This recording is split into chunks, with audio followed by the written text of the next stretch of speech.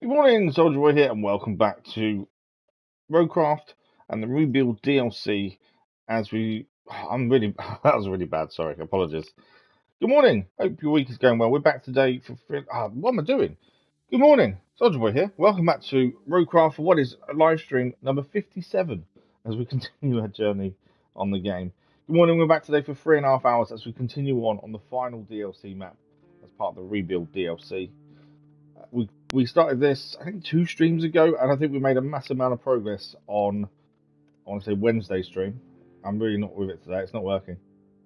I'm not working. Let's put it that way. Um, yeah, we made decent progress, and I think we gained like 17% in one stream, which was incredible. I think we did really well.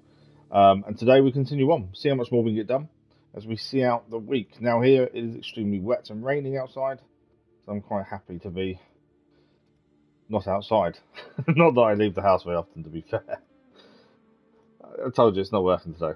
This is going to be one of those days, and I can see it now. But we've got 3.5 hours. We'll see how much we can get done. Maybe hit the 50% potentially. We actually finished the first third of the story part of the DLC map as well. Surprised to hit that, to be fair. We wasn't expecting that.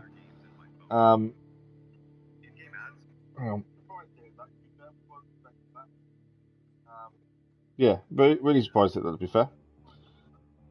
So I'm just checking sound. My little boy was using my headphones last night when he was doing some a game with one of his friends, and I'm not too sure. He said he changed like the volume on different things, and I'm like, well, what? Because now I need to get it back to what it was. So let me know if it's too loud. I think it's okay. I think it is what it normally is. But I don't know. He has got his own headphones, but for some reason he couldn't get them to work last night, and I was trying to do dinner and sort it out, and I was just in agony. This week has been tough. Well, I say it's been tougher. It's not been tougher. So every year or every school holidays, we can't stream. We know this. It's part of the channel. It is what it is. And normally that's not a problem. But for some reason, I forget that every time we've had a week or two off because of the school holidays, and I come back and stream full time as normal, that first week back is hell. And I think, oh, it's all going to be fine. I can still manage to do everything I want to do. And we've been struggling with episodic content anyway because of drowsiness. But yeah, I've struggled this week with just being normal after stream. My back is horrendous. Trying to use some of the techniques the physio's given us to get to relax a bit more, but that's not helping. And yeah, it's just been hell. But every time we have school holidays off, I forget that we have these issues. I don't know. Do I forget, or is it just that I want to accept it? I don't know. One of the two.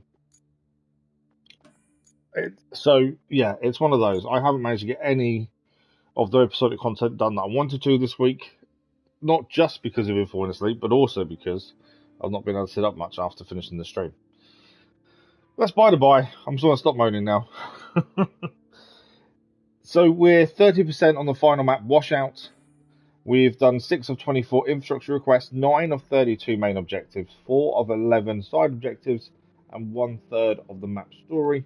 We've got all of the western side of the map still to discover, as you can see from the map there. We also learned a little bit more about bridge building and making bridges using vehicles. Now, previously we'd found when we started this new map and there was already a bridge layers being used on the previous map, when we started this one, they didn't have the bridge part on the vehicle anymore when we came over. So we jumped back into the previous map, got the bridge vehicle to lift the bridge back up, so it's off the map, put the vehicle back in the garage, and it appeared on the new map, and all was good. But what we didn't realise, and we only found this out in the last stream because it told us, that you can actually purchase more bridge parts for your bridge vehicles. It costs you 3 metal beams, but you can go to the garage with a bridging vehicle that doesn't have a top to it and buy a new bridge part that you can then use elsewhere, leave it there, come back, get another one kind of thing. Only told us this last stream, because I think this map is designed for these bridge vehicles because we still can't build bridges. So I think all bridges will be made using the bridge vehicles, hence why you can buy new ones. I just wish we'd known that sooner. We currently have five bridge vehicles out and about with bridges placed where we need them. They're 82,000 credits, whatever you want to call the currency, a time. So not cheap. But now we know we can get new ones just by making metal beams, which is why we've got a spare set of 3 metal beams in storage when we need them. So last stream we finished off by delivering a safe. We also managed to drain one of the swamps. So 2 main missions: deal with the northern swamp and restore the Woodsea oil well.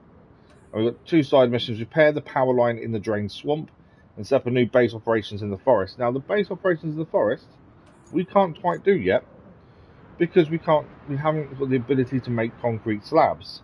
We also can't buy concrete slabs. So we've got to figure out if there's any laying around, or wait until we activate the concrete slab facility, which I'm assuming is somewhere, but we've not come across it as of yet. I think best bet may be to see if we can find them. We've got the steel beams. Actually, steel beams ready to be picked up straight away from here, from the steel beams facility. We left them there, ready to pick up when we need them. But it's the concrete slabs that are a bit concerning, because it would be handy to have that base operations up and running. In fact, while we take a second, let's see if we can see any. So they will come up as a grey kind of colouring. So that's metal is blue, yellow is sellable, grey is concrete, but grey can also be the concrete you can recycle. Obviously green is trees. But I just want to have a quick scout just to see if we can find any that are laying around for us to use. Lots of blue there to recycle, isn't there? I'm not even seeing any concrete to recycle so far. We had this on the previous map. Concrete was very few and far between previously on the previous map to recycle, hence why we ended up buying concrete slabs a few times. Nothing there though. It won't be there. Let's have a quick look at our Highland base. I'm not even seeing concrete to recycle, to be honest. We must be able to get concrete slabs, otherwise it wouldn't have it as part of the mission. So it makes no sense for them not to be able to be got at some point. But that base would be really handy if it would allow us to actually use them. So I'm just checking the water to see if there's something there maybe that we've not seen yet. Lots of metal there, obviously. That's when we had to rescue a vehicle there. Lots of blue. I'm really not seeing any grey though, which is a bit disconcerting. Because until we find it, we cannot operate that. We cannot get that second base up and running. But as I say, I can't even see concrete to recycle, which is very concerning. Although we have got plenty of money, because we're this far in the game, money is not an issue. So we can always just buy what we need once we unlock the place to do so. But I was really hoping. Okay, there's concrete there. That's a concrete slab. Okay, so we've got 1 concrete slab hit there. I think it's just a singular though. Yeah, that's definitely a concrete slab there, and a little bit of concrete to recycle. So that is 1 concrete slab at the pumping station. That does make a difference, but it's not the 3 we need. I think we are going to have to wait until we unlock the concrete facility, which we're assuming is here somewhere. I just thought before we get going, I just thought we'd have a quick look around just to see. Ah, no, concrete slab there. That's at least number 2. Okay, that's at least number 2 slabs then, I think. Oh, I think there's maybe 2 there. What vehicle have we got here? I know it's the grader. We're going to quickly... Oh, that's the bridge ladder. We're going to quickly jump in the bridge ladder, I think, and just check if that is 2 slabs together. Because if it is, I think we can get the forest base unlocked. That's sellable, although I don't know what it is. Any other? I think we've seen 3 in total. If that's 2, I think we've definitely got 3 to unlock that base. Just because it's over the other side of the map, it makes a massive difference. In fact, actually, hang on. Oh, that's towing vehicle, isn't it? Although we could tow them in, to be fair. Let's just go and double check. If it's 2, I think we open the forest base first thing today.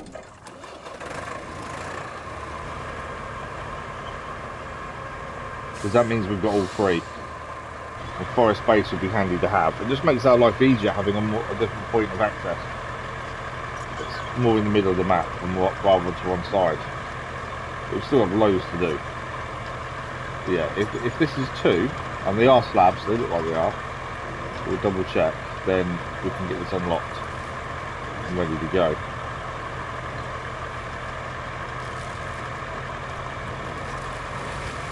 They are, yeah, 2. There is 2 slabs right there. Okay, so we can now unlock that base. So, the first slab we saw was over here at the pumping station. It's over there. So we need to go and grab that. We have got a vehicle just here. So if we go and grab that first slab from there, and then we just need to find a way round or across to here, and that's the slabs done, we can then take over the other other things we need. So this is a side mission set us up. We'll start with a side mission for today and see if we can get the base operations open, because that does make a massive difference just to us getting around more than anything else. So we head down there by the looks of things, without obviously destroying ourselves in the process. So this is the Mule T1 Trailblazer, one of our go-to vehicles for most jobs because of the fact it can carry materials on the back and as a crane. It does make a massive difference. Right, how steep? That's very steep. I think we go this side, just because how steep that bit is there.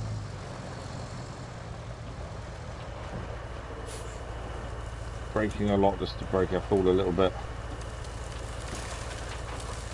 Okay, we're over. Let's go and grab this concrete slab. We'll still need to bring over the metal beams, but that's fine. There we go. First concrete slab. I'm amazed we found these. I wasn't really sure what was going to happen. I'm hoping these aren't required for a mission, because if they are, obviously, that's a problem. But it means we can get the base open. I'm glad we found them, to be fair, because I wasn't sure how this was going to play out, and I didn't really waiting for the concrete facility to be open. And we're only assuming there is one on the map. There may not be. It was a little bit worrying. It makes so much difference having a second base, just so you can speed up journeys because you've got somewhere else to come from. Okay, first concrete slab loaded. We know that the other 2 are just outside the actual place itself. Now, how do we get across? Because obviously this isn't drained yet, so that's something we need to think about. Do we wait and drain the swamp first, then try and cross it? That may be a best plan here. So to drain the swamp, we need to deliver a part. So take another pump from the warehouse, deal with the northern swamp. Draining the water is critical to accessing the key locations. Deliver and position the pump on site. Here's a little advice on planning team. Don't hesitate to use the bridge layer in this area. Let's get to work and begin the draining process. So we need to get it to there. Now, they did say about using a bridge layer as well, which is quite interesting. That's telling us that we should use one. I'm not sure where it wants us to use one, because I don't think we need to really as such. Obviously, we need to go and pick up the part, which is down here. But I think if we drain it first, and then we go and unlock the base, because we've got to drive across no matter what. Currently, we're kind of stuck here, unless we follow the road back, but we don't know where that leads to. I think we do the draining first. So we need to go and pick up the part from down here. What vehicles have we got nearby? I need... The Trailblazer's got a bit of a concrete slab in the back, so we need to leave that where it is. The Voron, where are you at the minute? You're over here, after delivering the last pump. Okay, I think what we do, we call back the Voron to the garage, and then we will use that to go and grab up the pump we need and go and take it where we need to take it, because that will enable us to then get our vehicle, our mule Trailblazer where we need it to be. Now we still haven't managed to. Oh, actually, we've got a Mule T1 not being used. Let's use the Mule T1. Since it's not been used yet, we'll use this instead. Now we have still got the new vehicles to use. We've used the Malamute with trailer. We haven't used the 2 new logging vehicles. Currently, we haven't need any logs. Obviously, I would like to use them, but I don't want to use them for the sake of using them if we don't need to. So, we're hoping we get a log mission or something that requires logs shortly, and then we'll use the new ones. Considering we can't make wooden bridges, and I don't know if we ever will, depending on what it does, it decides, we may actually not get a mission for them.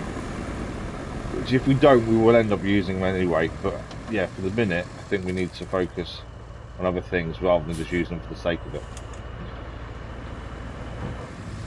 Okay, this is what we're picking up.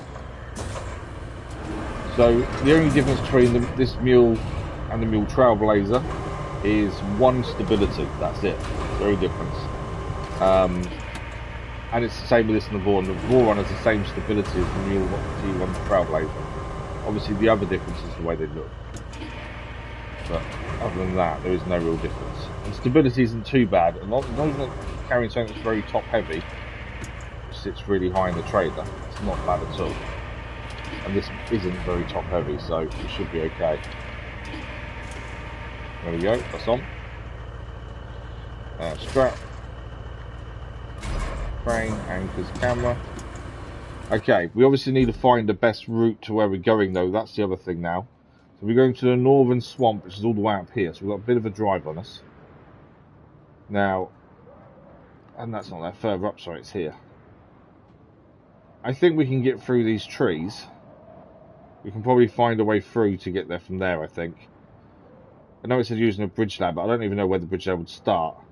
There is a tiny bit of road coming off here, but I think that's going to be far too deep. Until we drain it, I don't think we've got a hope of getting up there. So, my thinking is we want to get round to round here kind of thing, and then probably come down this edge, if we can.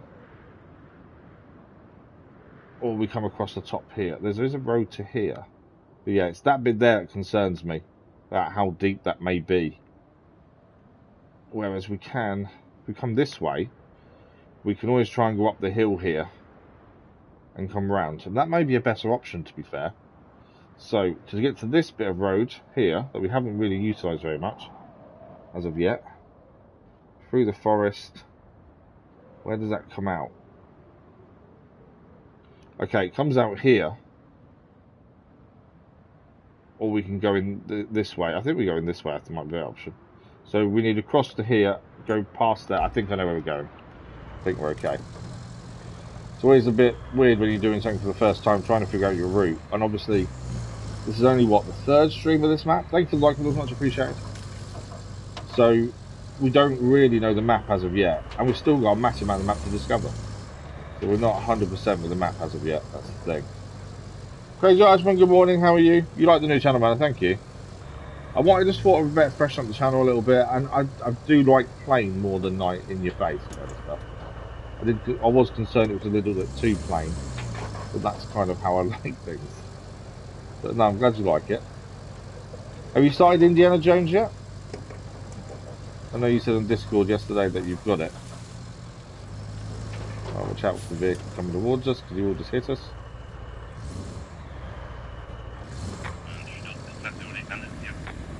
There we go. Bear with me a second. That's my little boy saying he's at school.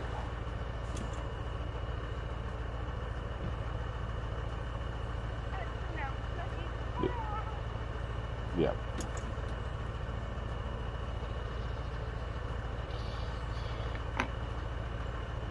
But yeah, I hope you're well, Crazy Version.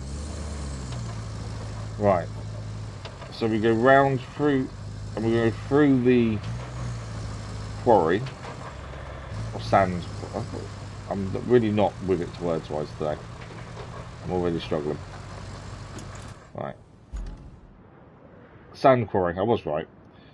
And then we just follow this up here.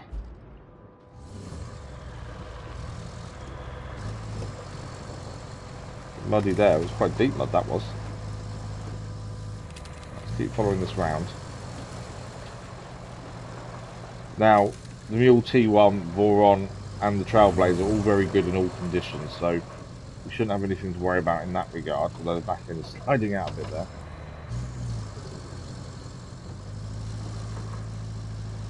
Remember, this is called Washout for a reason, so it has flooded, hence there is a lot of mud around. Okay, so we want to go up here and follow this round. Yeah, we follow the track, and then hopefully we can then get up the side and go over to where we need to place this. And then, as I say, hopefully then, now we've found some of the concrete slabs laying around, we can then hopefully unlock the forest space, which will make a big difference over this side of the map. I'm glad we found them laying around though. I did think maybe they will be because we haven't unlocked the concrete facility yet. And obviously I know the base is a side mission, but it's handy to have. So I did think there must be some somewhere. Okay. I didn't see this much water on the map actually when looking at this route. There's a lot of standing water. We need to keep going, we're not there quite yet. As I say, the Mule, the Voron and the Trailblazer are all very good in these conditions. Unless they're too heavy, that's when you do notice a difference. Generally, you can handle most things in these things. Good morning to the wife as well. Still finishing RoadCraft. For the first time holding off and using the... Ah, nice! You're doing what we do. Nice. It does make the game different, I must admit, because DLC vehicles can be a bit OP, that's the thing. But yeah, we've learned a few things about bridging vehicles in Wednesday's stream. I don't know if you've seen it, which we didn't realise, which has now made a big difference really. Because we currently have 5 bridging vehicles, we don't need 5 anymore. Now we've learned something about them. I don't want to ruin it in case you haven't seen it, that's all. Okay, here comes the rain to add to the rain outside. So we've got to get this over here. I think this will be too deep. So my thinking is we go up the hill here and come round on ourselves. Yeah, it was just something we didn't know until we actually told us in game as part of this DLC map. If we'd known earlier, we wouldn't have brought all 5 bridging vehicles. But obviously it didn't tell us. Off-roading. So be careful not to tip over, that's the only thing here. I think it's fairly safe if we stay to the middle of the hill. It's really muddy though. The mud is probably the one thing in this vehicle and the other two that I don't really have to worry too much about. Okay, that slopes down massively there. Okay, there is a gentler way down over this side. So I think we go for the gentler option. Last thing you want to do is fall over or topple over, because that would be a problem. And it all depends. I might be quick enough to save it with the crane, but we're not always quick enough. That's the thing. Size of these trees. Look at the size of them. How thick they are. That's mad. I don't think we're going to be able to cut down any of these trees if we need them. Right, that slopes a little bit there. To the right. Okay, there is water here. We want to be heading left actually here. There is some water though. I know we can get across there actually. Don't tip, don't tip, don't tip. No! You know the one thing I said I didn't want to happen? Just happened. We saved it. Yeah. There was always that chance, because of the direction we were travelling in, there was always a chance we'd fall there. We managed to save it though, luckily.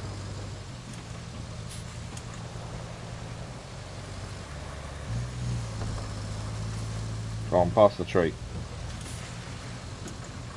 Past the tree. Thank you for the like, well, much appreciated. Okay, that's where it's going to go.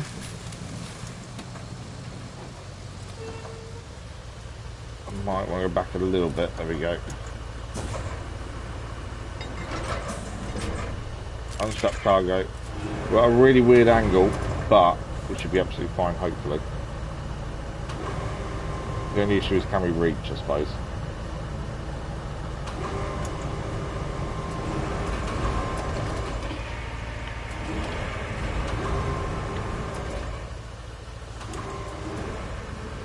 There we go.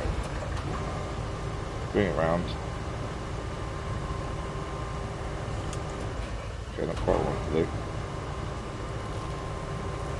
Come on.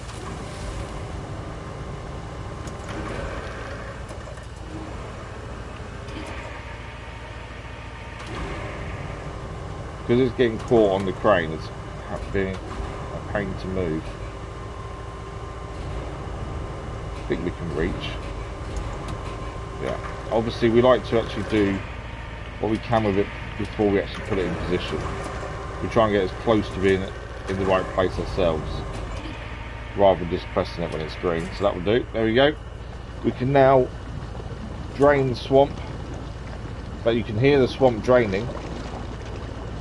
There we go.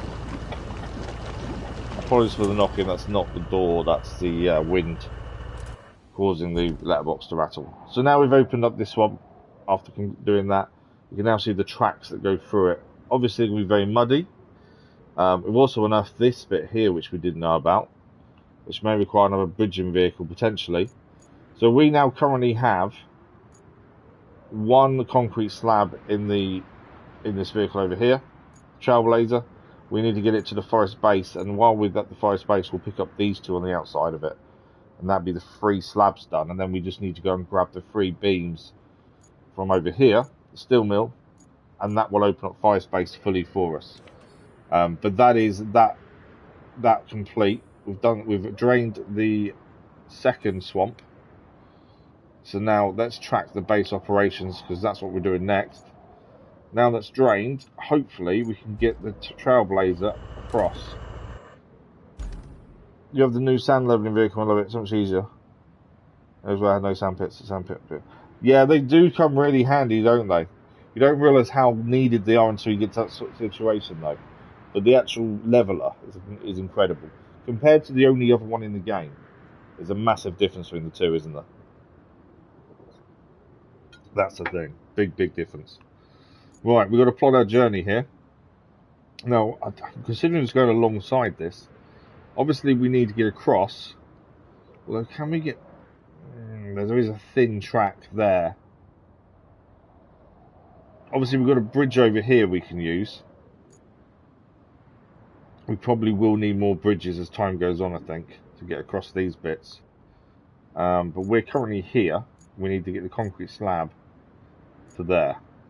So my thinking is, if we come out here, we follow this along, essentially, and maybe up the hill if need be, all the way to our bridge and then go across. I think that is our best route for the time being. Just follow that pipeline. So let's do that, and then we can get the forest base up and running. Got a bit of debris here from the flooding, to be fair. We were lucky that we managed to see these concrete slabs on the map, to be fair. I was concerned about not being able to open up this forest base for quite a while until we found these. Obviously, we know how good the Trailblazer is in the mud, so I'm not overly worried about that. Deep water could be a problem, but I think because it's drained, we should be okay. Although the mud is quite bad, which is quite an obvious thing after we just drained it. You know how good these vehicles generally are, though. We haven't got a winch on this. We have got a crane, which potentially could be used. Are we going to be stuck? Or can we get out? We might be actually be stuck, actually, to be fair. Try and go over here a little bit. You can see how thick the mud is on the tyres. We are in low gear for the minute.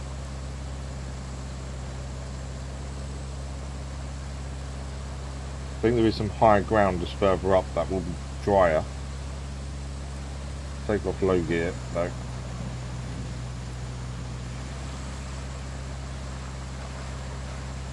There we go. Getting out of the mud a little bit there.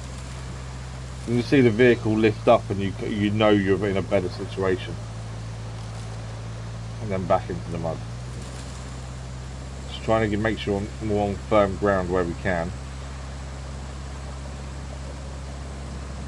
It's not happy with that, is it? Although it's still moving. It's still a swamp, even though we've drained the water, it's still a swamp, that's the thing. There is a track here, but we need a bridging vehicle to get across there by the looks of things. Right, just need to keep persevering, because this is firmer ground here. So we are close to being able to just go on firm ground. Like this bit up here actually, as long as we don't get a weird angle.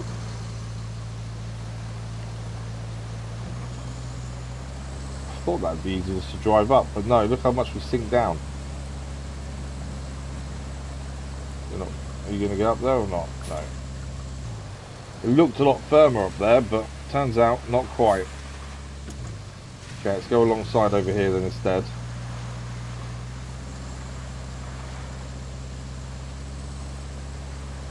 I'm glad you waited till we drained the water though, because it was very deceiving how deep the water was. I think it's a lot deeper than we realised. So I'm glad you waited, to be fair.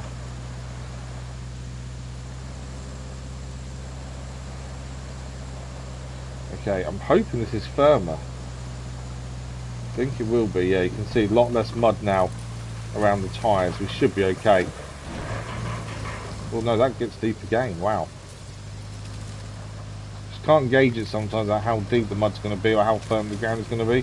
It looks firm, but until you're actually on it, you can't really tell how it is. Okay, we're just going to keep following this pipeline until we get to our bridge, and then we can go across. There's our bridge. We have made it. We've got a concrete slab. And the other two we need to unlock the space are just outside it, quite handily.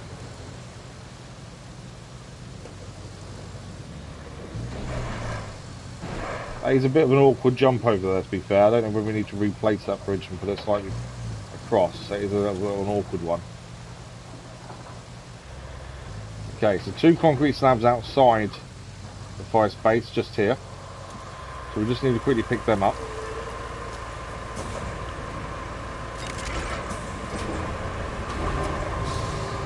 And then we will take them inside, and that's one of two things needed for this fire space to unlock. We then just need to go and grab the metal beams that we've left at the steel mill in preparation for this.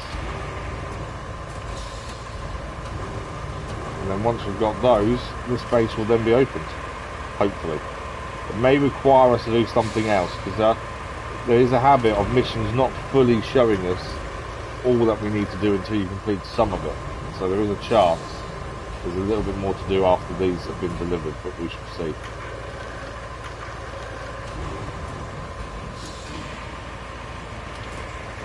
Talking to my little boy this morning, and he was saying about playing games for myself, because I don't generally play much for myself. I do a bit of DayZ now and then. I got into it, I was added to PlayStation Plus. And I've struggled with recording and falling asleep and stuff. And he was saying, but you still need something for yourself, maybe for an hour in the evening and stuff. And I'm thinking about getting back into car mechanics. Yeah. There's a lot of new DLCs out for it, new vehicles. But I am considering getting back into that. Right, I'm just going to leave that there. Reason being, we need to go and get the metal beams. And we may as well use a vehicle that's a bit closer. Although saying that, have we got a vehicle that's closer? We probably haven't. May need to drive there from elsewhere. Yeah, I think we're going to have to pull out a vehicle, one of our mules or the Voron. So the Voron currently, I think, is over to the left somewhere. We did leave the basic mule here after dropping off the pump. I think what we do, we pull that back to the Highland base and then use that to go and grab the metal beams. I think that's probably our best bet. I say metal beams, they're actually steel beams, but you know what I mean. But yeah, I think that's the best bet. So we'll call back the mule. We could have just used the rusty version, to be fair, but okay, we need to head now to the steel beam facility, pick up our steel beams that we left there, and take them across to the forest base, and that'll be our second base operations in open, and that will help us have more of a standing over that side of the map, more of the middle of the map than where we are currently. And then we can go from there. I think we're going to need more bridges, so we are going to need to make more metal beams, steel beams. I keep saying metal beams, steel beams. At some point, it costs us 3 steel beams per bridge. We can't build normal bridges, so we are probably going to need lots more steel beams in due course. There's lots of metal around to recycle, to be fair, so it's not like there isn't much metal around. It's just getting it to the steel beam facility. That's the only thing. It's not to do with the channel. I really enjoyed Car Mechanic Simulator. I really did. I did it for the channel for a little while, didn't I, as well? I think we stopped because I was falling asleep. It's always the same reasoning at the minute. And it would take, to rebuild a whole car would take about an hour, and then we'd edit it down to roughly half an hour max, kind of thing, 40 minutes. Because I was doing a series where we were fixing up cars and then racing them to see which cars had the best lap times and things. I really enjoyed doing it. I can't remember why we stopped. There was a reason I think we stopped. Could be the time consuming part or the fact that I was falling asleep. But yeah, I'm thinking I'd just start from scratch and just doing it for myself for like an hour in the evening. I do play on the Switch a bit, to be fair, Pokemon and stuff. Complete the Pokedex and Pokemon ZA in the middle of doing DLC. But yeah, it is something I was thinking about the other day, just because you can get... Gaming's one of those things that I really enjoy. You know, I don't have many hobbies. Okay, vehicle failed, but there isn't actually a infrastructure route ongoing currently, so it doesn't matter that it's failed. It was one we've already gained all the rewards for. I really enjoy it, and I'm very lucky to be able to game every day. You know, not many people have that opportunity, so I get that. But at the same time, there is a point you get to where you do want something for yourself, something that I'm not recording or not streaming. So yeah, I am thinking of getting back into it, to be fair. Even if it's just for an hour in the evening or half an hour, at least it's something, isn't it? That's the thing. Okay, so this is Steel Beam Facility. I can't remember quite a way around to where we pick up. I think it's over here. And to the left, yeah, it's here. No, that's the recycling point, isn't it? Oh, there we go, it's here. So we left 3 steel beams here, ready for unlocking the forest base. So we just need to load these in the back. We did actually find some laying over there a little while back, so we used those as well.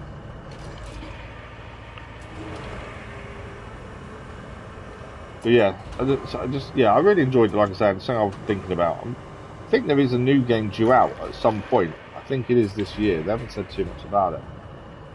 It's one of those games you could just waste away your time. I was considering that, or maybe Farming Simulator, playing on my own. I don't know. But yeah, I do think I need something.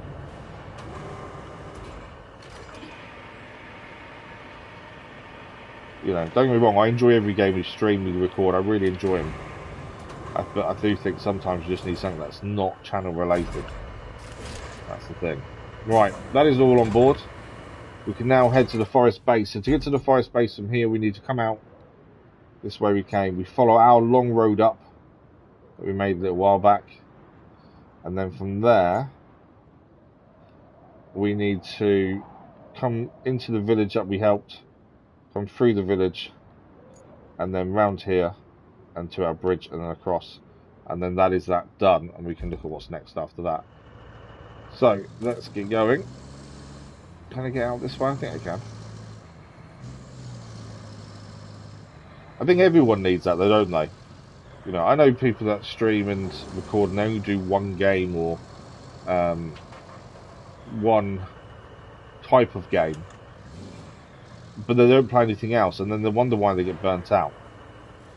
You know, I'm quite lucky in the fact that we play a variety of games, so the chance of burnout is a lot less because they're all different in many different ways.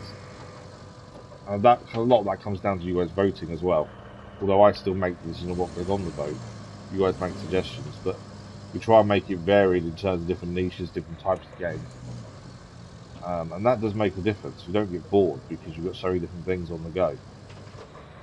I just wish I was able to stay awake more in the afternoons. It's really bugging me. And like I said at the start of the stream, you know, every time we have school holidays and we can't stream, I go back into that first week thinking it's all good, we'll crack on, get everything caught back up, and forget just how painful it is that first week back. And that's what I've done this week. I've not managed to record, not just from being drowsy, but also the fact that I've barely been able to sit up in the afternoons. And it is because I just forget how bad it is. That's the thing. Most things you proud for the channel, like you have always done, you always let's pick. Yeah. Oh, I know, I definitely do need something for myself. That's why I started playing DayZ for the odd hour here and there off the channel after it was put on PlayStation Plus. And I like that. But I kind of need something a bit more varied because there's only so many times you can run around shooting the infected and trying to survive. I need something more. And I do like simulator games. I massively enjoy simulator games. And there are some good ones out there, to be fair. I did download... what's it called? Not Recycling Centre. I can't remember what it's called. Junk... Is it Junk Simulator or Junk... something like that. And that's okay. It's not grabbed me as much as I thought it would.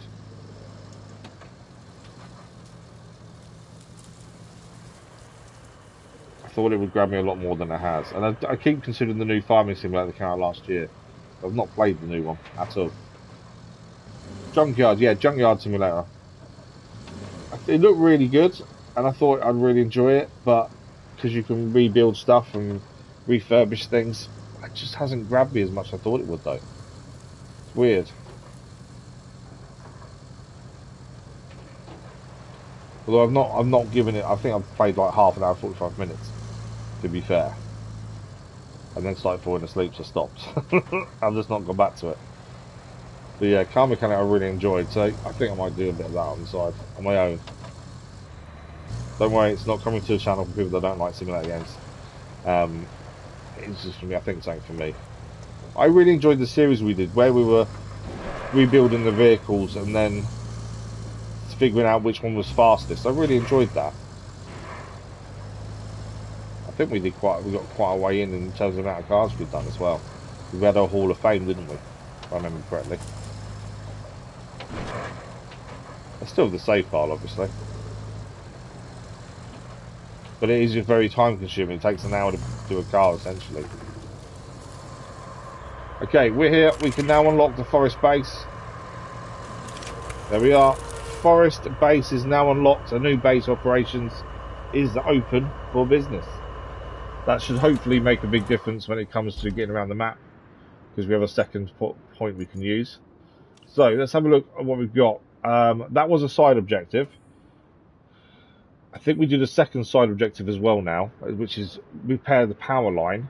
And then after that, we have restore the woodsy oil well, which means clearing an area all the way over here. We've still got to work out best way across. So let's see this power line first, which is this one here, needs restoring. Now, the only issue with this is where are we getting the power from? That is the big question. Because that pumping station there doesn't have any power. The power substation here does. So do we need to go to that one first and then come down here? That's a long way to take power, isn't it? Let's have a quick look. Where do I see power? It's not that. I think it's infrastructure. Yeah, it is infrastructure.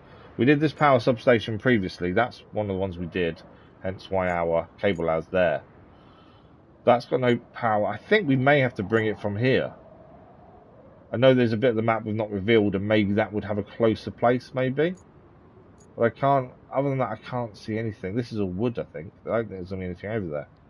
There's something red there, which means that hasn't got power either. So, I've got a feeling we need to get power from here to here. Although saying that, we've then got to get past this pipeline.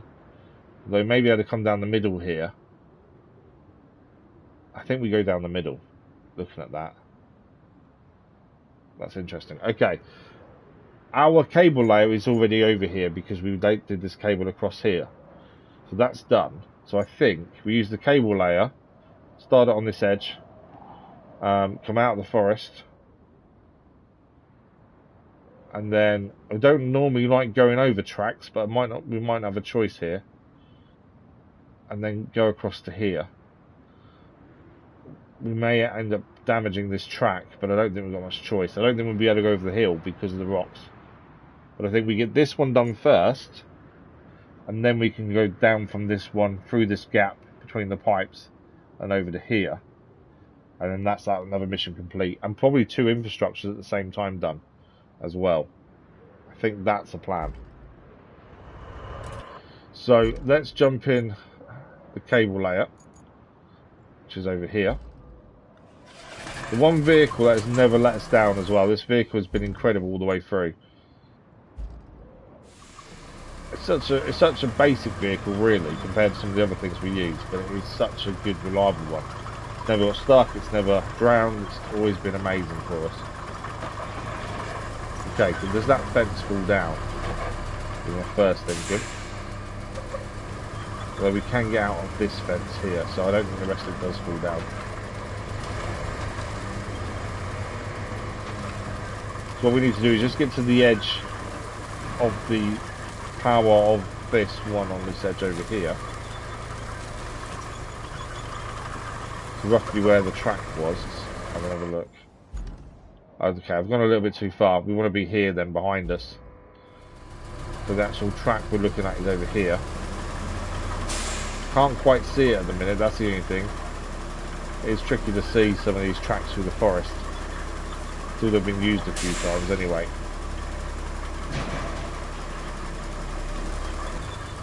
Okay, I think it's there. You've seen it. There's some things on the map you don't see. There's a fallen log just ahead. Obviously, we can see on the map, but it's just not very obvious. So yeah, we want to be going left here. Basically, follow this power line to this gap. I think is probably our best course of action. So the power line is there. So let's start laying a cable. You can now see where the edge is.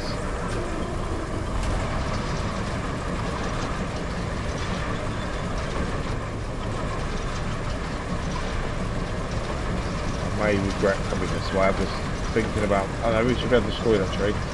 This tree next to us is the problem. I don't know how easy it's going to be to get around. Go this way. I should have come a little bit to the left maybe.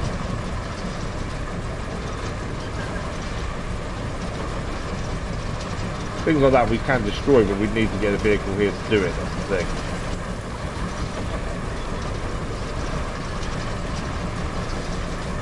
Okay. Got to follow the power line kind of track until we get to the edge of the forest or wood. Try and turn to the left bit. Are we stuck on something? I think it's that tree catching us there a little bit. There we go, tree's gone.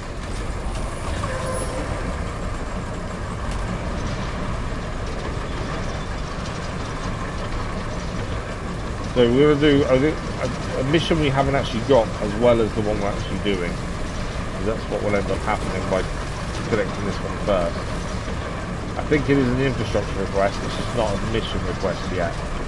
Some infrastructure requests don't become missions, they're just in the infrastructure list, but some do. So we may clear a mission early, or even being given it, or it's just daily infrastructure. Either way, it doesn't matter, because either way, we always try on 100% infrastructure missions and main missions, and side missions. Right, my thinking is we need to cross this little valley here where there is a track, Try not to damage track too much. Hopefully come up this hill and then come across here. Maybe go across this edge of this track before coming across. The aim is to get to this edge here. So over the valley and up the hill, which is up there.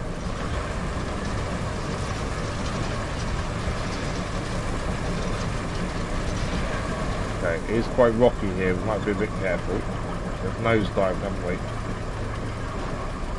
Okay, what we need to do is deactivate the cable layer just to give us that movement forward. And we may have an issue here because of the rocks. See if it allows it. No. Yep, it's okay. I wasn't sure if it actually allow us over them rocks there, to be fair. Okay, straighten up a little bit so we don't go off to the side. So minimal damage to the track and potentially we could use. LVs, good morning, how are you? I'm not doing too badly this morning. How are you this morning? I am lying, to be fair. My foot is a lot bigger than it should be, again. It's growing more common, my foot swelling up. I know it's one of the symptoms of CRPS, but it's still annoying because it's so ultra sensitive and doesn't like weight being put on it. And I can't put shoes on. So, yeah. So it was a fun night last night.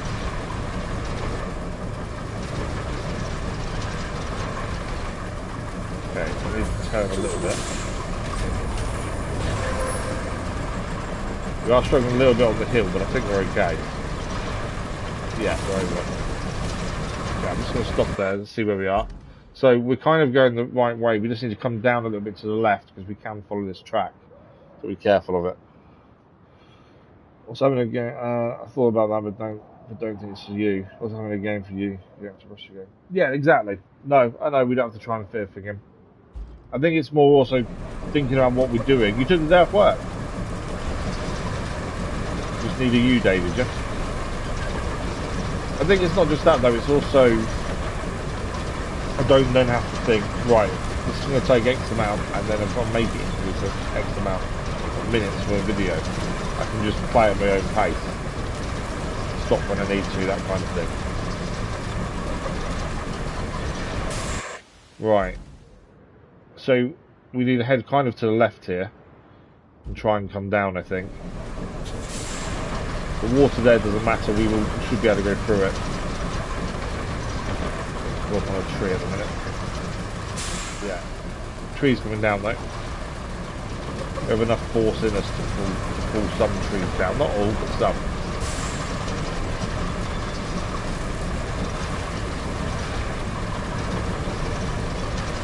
Okay, now we're into the swampy bit. You can see the track there that we were aiming for.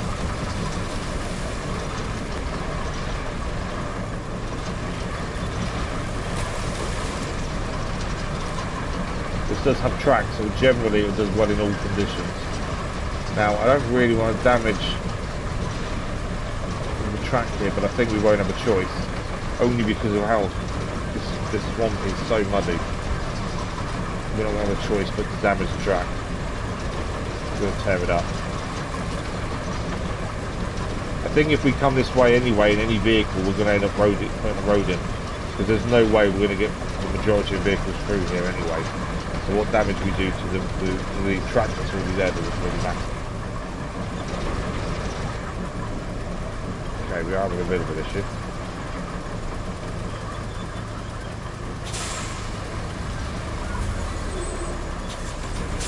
I didn't realise how bad this would be actually, swamp-wise. It's horrendous. Okay, I think we're having an issue going forward there, so we want to try and turn a little bit here. Are we getting? I think we're getting caught up on stuff under the floor. I think more than anything else. Let's go this way. Just hopefully a little bit further ground is my thinking.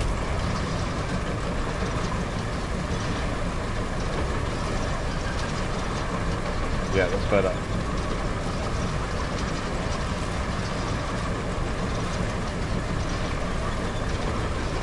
Okay.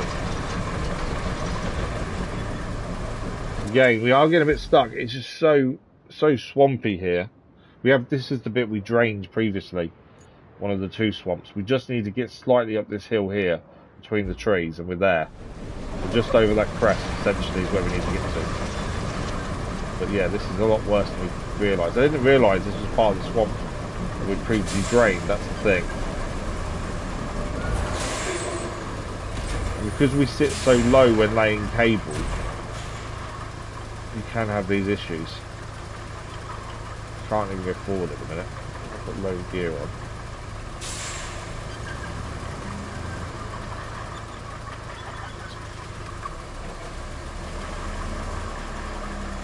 Can't get up that gradient, it seems. Come on.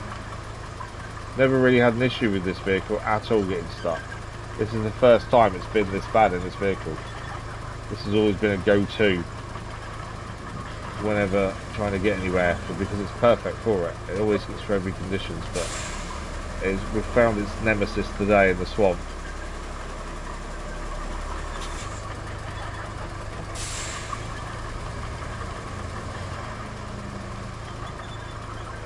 We don't put any turning angle on it, does make a difference. Although it's turning out its own accord. The minute I try and stop it turning, that's when it's going to mess up.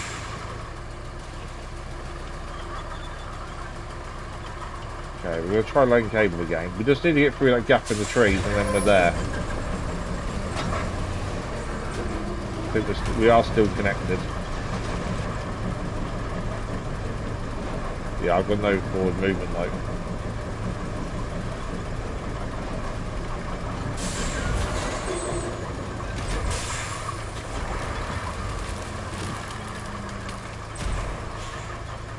Just getting stuck on everything at this point.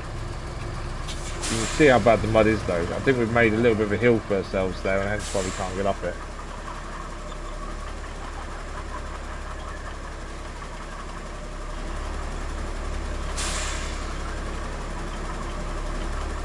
This is the first time we've ever had this issue with this. It's been a perfect vehicle until now. There we go.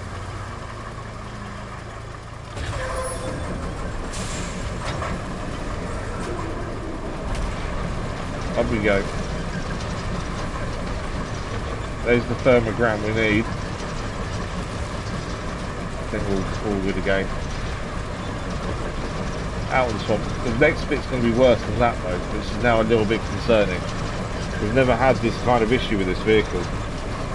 Sometimes even the cable you can still drive over them. You can still drive over those, yeah. It's more, I just don't like tearing up the road too much. Because it then becomes really bumpy, that's the thing. Okay, how far away from where we need to be are we? Oh, we're just about there. Oh, in fact we can see it now, I can see the red marker. Got up on the tree, aren't we?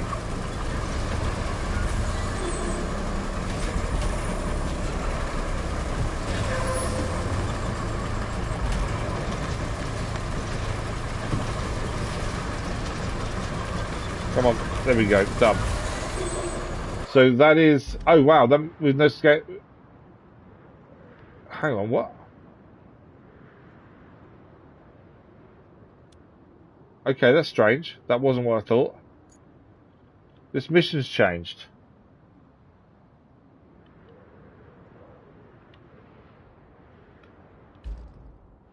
What happened to my vehicle?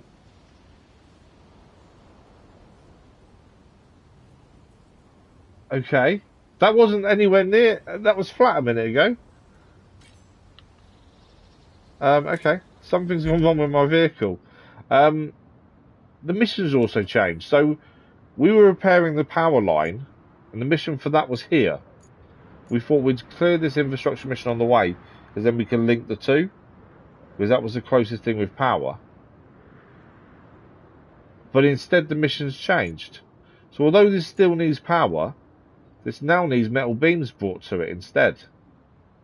So there, it hasn't got power either. But yeah, the whole mission changed. But we didn't actually go and put power to the one the mission said to. We put it to this one. I don't quite know how that works. Okay. Where's that? That's electric field oil rig. That's fine. It's not the one. I'm trying to see the one we're actually looking at. It's not on there now. We can see it needs power because it says so. But for some reason, the mission's changed. Yet we haven't done the bit of the mission we thought we were doing. We are going to need to recover this. I don't quite know how it's fallen over, considering it was fine when we jumped into the menu. But now it's not. So this is weird. But anyway, we'll recall that to the forest base now, just so it's done. We need to go and make 5 steel beams. We have 3 in stock, but those 3 are for if we need a bridge. So if we quickly retain the cable out, we are going to need that again, because I guarantee we will need to put power from here to here. It may not say it mission-wise, but that red symbol tells me we're going to need to put power there.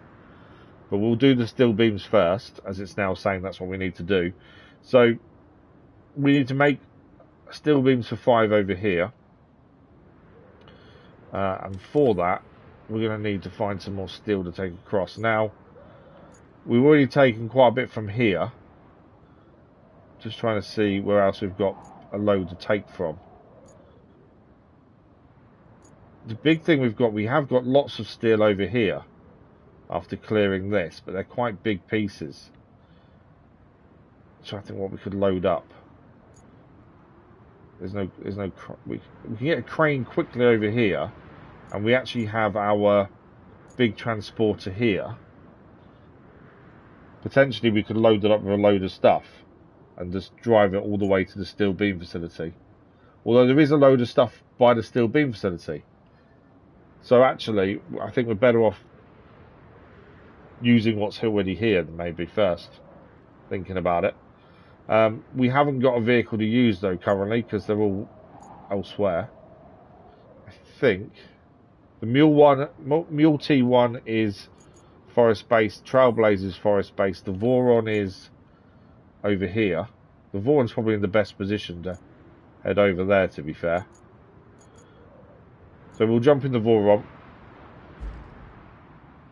and go and grab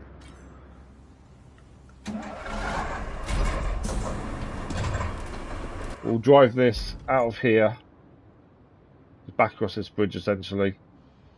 Oh, actually, yeah. I'm just trying to think from where it is. I think we've got to use that bridge. I don't know if we can cut across here or not. I don't think we can. We may even pick up some metal from here and take that with us from the oil pump. And then we just follow the road up. We need to make 5 steel beams, and then we take them to where we were heading originally with the power cable layer. I don't know. It's really weird. I don't quite know what's happened there. It's a weird one. But it is what it is. So, can we get across to there from here? Is my only thinking.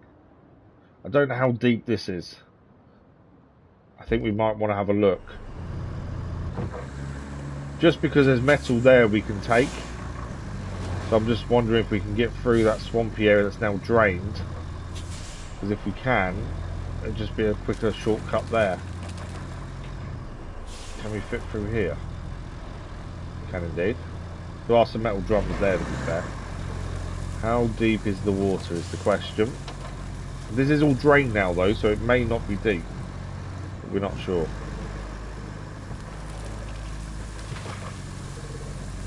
That doesn't look too bad, to be fair. I think if we skirt along this edge, we should be okay. But be careful not to tip.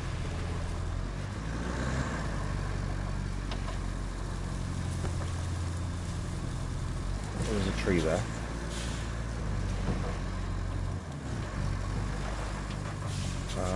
Okay, I'm not too sure where the track is. Oh, it's still further along. If we can follow this tree line. What if we can get up the tree line? It never hurts to have a bit of off-roading up, just to get to somewhere. Yep, we've made it. Perfect. So what we'll do, we'll pick some metal up from here, because we might as well take some from here on the way. Then we're not getting there empty-handed essentially. That's a big bit of metal. Let's take that tank. I hate arriving anywhere empty-handed if we can avoid it. It makes no sense to not have to pick up stuff on the way, especially when you need metal or concrete and things. I don't know if we get anything else on the back once we've got this on. That is fairly heavy as well. See how the vehicle moved there. Yeah, I don't think we'll get much else on the back once this is in place. But at least it's something. And the rest of the metal to recycle we'll get from around the actual recycling centre. Yeah, we're not getting anything else on there, are we?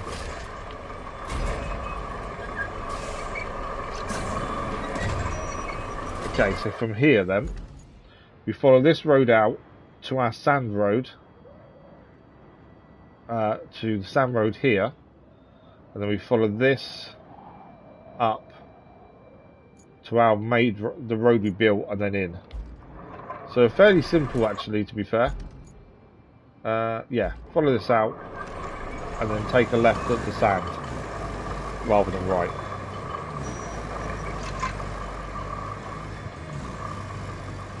Yeah, straight ahead here instead of going right, and then we just follow this up, and then we'll end up at the steel beam facility. And then we're going to have to take the steel beams back to roughly where we just were, to be fair. That's going to be interesting. Space Viking, good morning, how are you? Welcome back. Thanks for the like, that was much appreciated. Doesn't feel like Friday today because my little boy wasn't at school on Monday.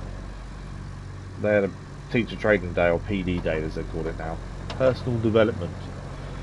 It doesn't feel like Friday. It feels like it's not the end of the week yet. It's weird. And it's his first week back after Christmas, which is always a tough one. Kids are definitely not happy about being back. My other half works in a special needs school, and her lead child that she looks after is not happy. He wanted to be at home more. He's finding it hard to adjust this week to being back at school. Happy New Year to you, Space Viking. Hope you had a good one. Groot, Spider, Iron Man. Oh, yeah, it's so easy to enjoy it. I meant to send you some pictures. So I've been building Lego for a little while now. I got some as a way, well, to try and keep me awake when I was falling asleep. It was something to try and keep me awake. So because I'm busy doing it, so that's why I started getting Lego. My little boy's always had Lego, and I had it as a kid. You got Thor Goat Boat. What's Thor Goat Boat? So I've got quite a few. So I've got the big Mario in the Mario Kart that I built ages ago. I've got the Groot that you're on about. I've got Iron Man's hand. I finished building over Christmas the Daily Bugle for Spider-Man. I got my oh, I forgot to say as well, I got the other half Crazy Irishman, Gringotts Bank, and she built that over Christmas. And I also got her, because I got it at a stupid price, stupidly reduced, I got her the massive Harry Potter castle as well, but she hasn't started that yet, mainly because she's concerned we're going to know where to put it once she builds it. But it's once you get into Lego, it's so difficult to stop. That's the thing. Okay, we need some metal here, basically, to recycle. We've got some bits over here, I think, and there's some bits over this way as well. We need 5 steel beams from this. Currently we have one in there.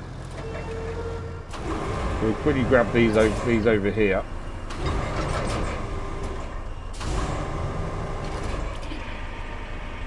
Chuck them in the back.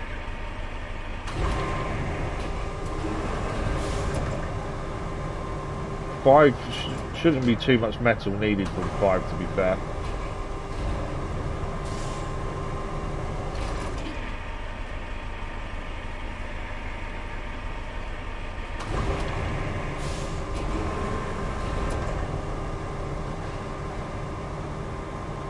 So that big container we brought over gave us 1.5 essentially.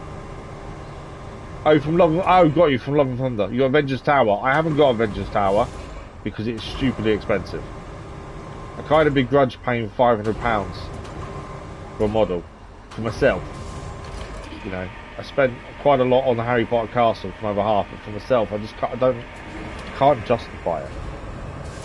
I can justify buying every game under the sun to play, but I can't justify paying £500 for the Avengers Tower.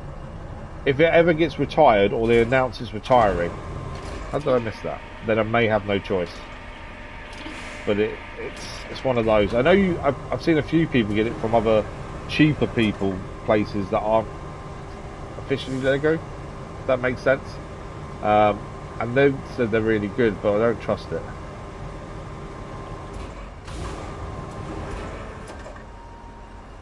That's what we want.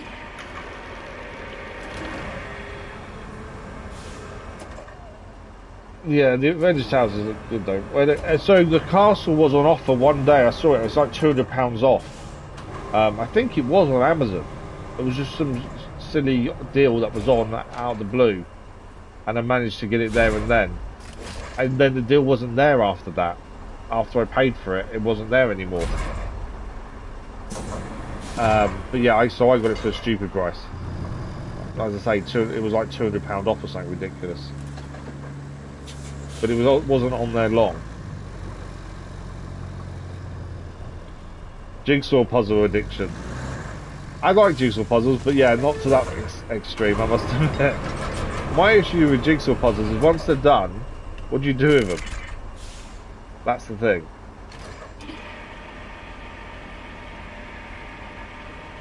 $909. Is that 9,980, or are we missing a decimal point there somewhere? What currency are you, Space Viking? I'm curious if it's cheaper for you than it is for me. But yeah, it's £500 here in the UK for it. Okay, that's interesting. I like that idea, LVs. I've never thought of doing that, to be fair. That was the other thing we got. My little boy for Christmas got the Mars... No, sorry, not Mars. The Milky Way Lego set, which is where you build basically a picture of the Milky Way in Lego. And it's all 3D, like it has different textures and stuff. And there's a frame you build, which is also Lego. So then you can put it on your wall.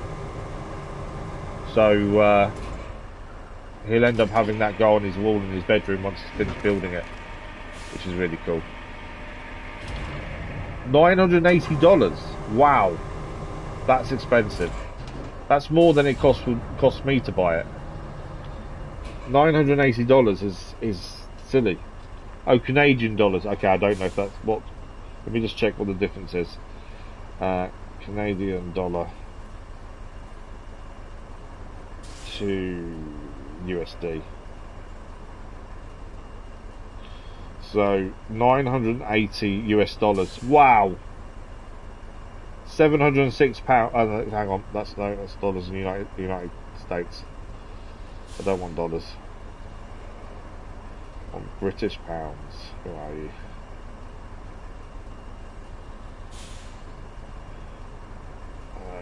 This is going to Britain. Why can I not find the UK? I'm just searching to see what the difference is in price. Because either you paid a lot more than it cost me, or you paid a lot less. Euro. We don't want euro, we want pounds. Can't even see England. Pound sterling, there we go. Oh no, okay, so you paid roughly the same, to be fair. So you paid £526 effectively in Canadian dollars, and I think the current price is about 500 from Lego. Oh no, 429. I'll take it back. So £430. Yeah. So you paid a little bit. You paid about £100 more than what it cost us. It must have been a glitch. We are lucky that we got it. I must admit, I was amazed to see the price That's why I jumped on it straight away. Otherwise I wouldn't have paid the original price for it. Dropped it when you building it. Wow, no, that's not good. I'm not surprised you cried. Yeah, I wouldn't like that. That's never fun when you drop it. We had that. I finished the Daily Bugle over Christmas, and the other day my boy wanted to move it. He wanted to do something with some of the minifigures, and he proceeded to not drop it, but broke a bit off. Let's put it that way. That I needed to fix. It's always one of the things when you spend so long building something like that, and it takes seconds to destroy it. That's the thing. Okay, we've got some of the metal on the back. Let's go and put this in and see if we're close to the 5 we need. 5,000, yeah, it's a lot of parts. A lot of parts. The Milky Way is quite big as well, to be fair. That my little boy's building. But yeah, I use, like I say, I use Lego to try and keep me awake more than anything else. It's just a very expensive way of staying awake. That's the only downside. But there are some really cool ones. I think I got some of the flowers from the botanical set, and they're really cool because generally she kills any flowers that are alive. So Lego flowers are perfect because you can't kill them. Well, I say she can't. I'm sure she can give it a go. Right, we need a little bit more. We need half.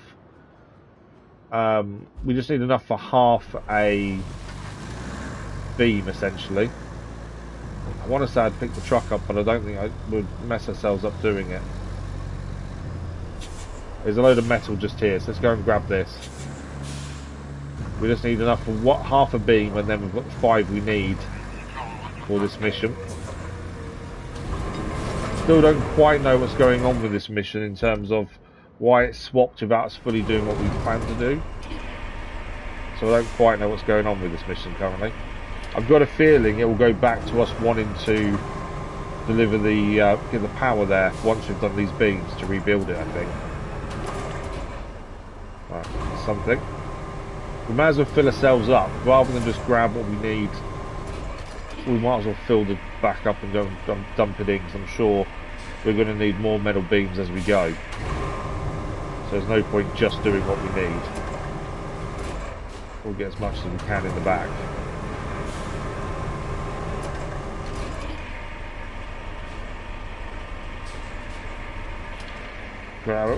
Yeah, it's never fun when they come off. I know people that glue them as well, so that way they never break. I just can't do it though. Obviously don't want them to break, but I just can't glue Lego models. In my mind, it doesn't work. It's amazing as well the amount of sets now. When I was a kid, you didn't really get sets of Lego as much, or I didn't as a kid. We didn't have much money, to be fair, when I was a kid. We'd get boxes of like mixed Lego, and then you'd build your own stuff from them. We didn't really have the money to buy the sets the way they do them now. Because now there's sets for everything, isn't there? My little boy has Minecraft as well set, and he's got the Mario Kart stuff as well, the smaller ones. He's got a lot of that for his birthday, which is at the end of the month as well. He's requested, I think it's a Lego theme park or something, which he's got, and a big Enderman. Also, we pre-ordered the Minecraft box, which launched on the 1st of January, and there's something else I'm sure as well that he asked for. At least now they all go in his bedroom though, so I don't really have to deal with where they are. Okay, that's enough for 7 beams. We only need 5, so we'll take the 5 out that we need, put them in the back, and then plan our route to get these delivered. 2, 3, 4, 5. Let's get these loaded up, and then we can go and get this power line done. As I say, I think it will require us to lay cable again once we've got this done. It's just weird how the mission changed after we did the power line to a different area first, just to get closer. But it is what it is. We still can complete the mission at least. And then obviously Pokemon are coming out this year, aren't they, with Lego? Which is going to cost me a fortune, because me and my little boy really enjoy Pokemon. So I think the first set that comes out is like giant versions of the First 3 starters, Squirtle, Charmander and Bulbasaur.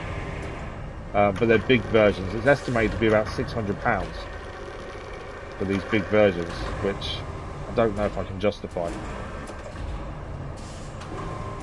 It's a lot of money for 3 Lego models. We've got to tell, so yeah, that's what me and my mum have planned. We've got to redo the living room, and we're going to get some glass cabinets to put them in, because I've got a lot of Funko Pops as well that I've collected over the years.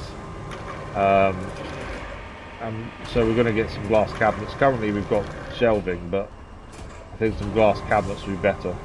Plus it stops them getting dusty as well. There's nothing worse than having the dust Lego. Okay, 15 going in the back. Your mum did have a Jigsaw Puzzle Island and sealed and put it in.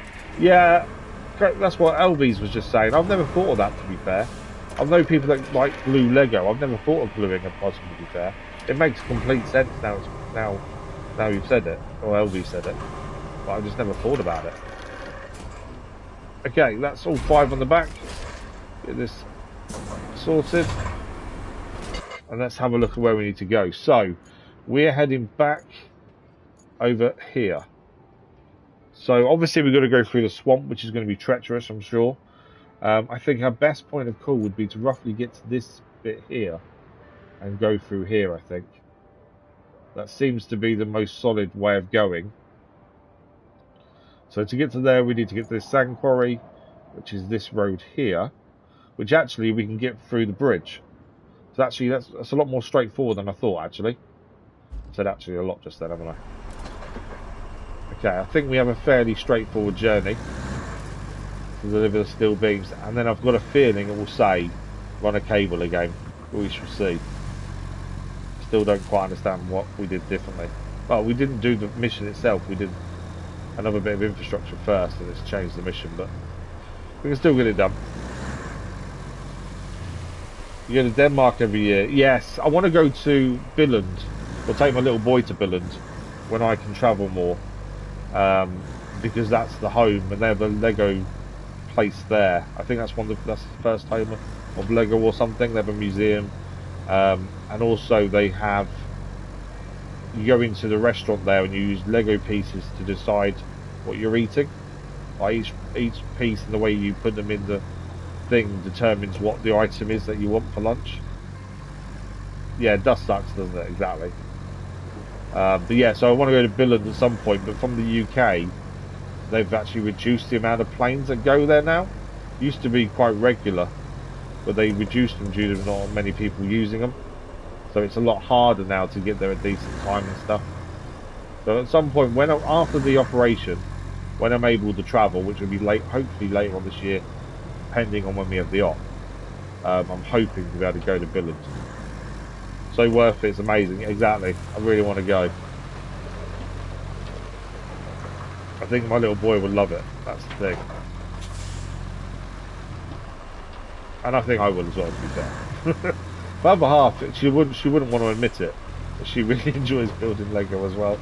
She's really crafty, like she'll knit, she'll sew, cross stitch, all that stuff. But she really enjoyed building Gringotts. It was fascinating by all the little secret things that are hidden in it and stuff as well.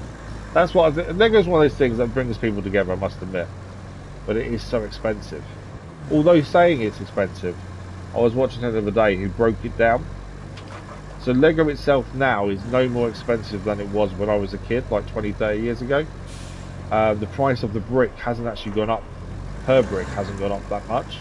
It's like a couple of pence in that 10-20 years.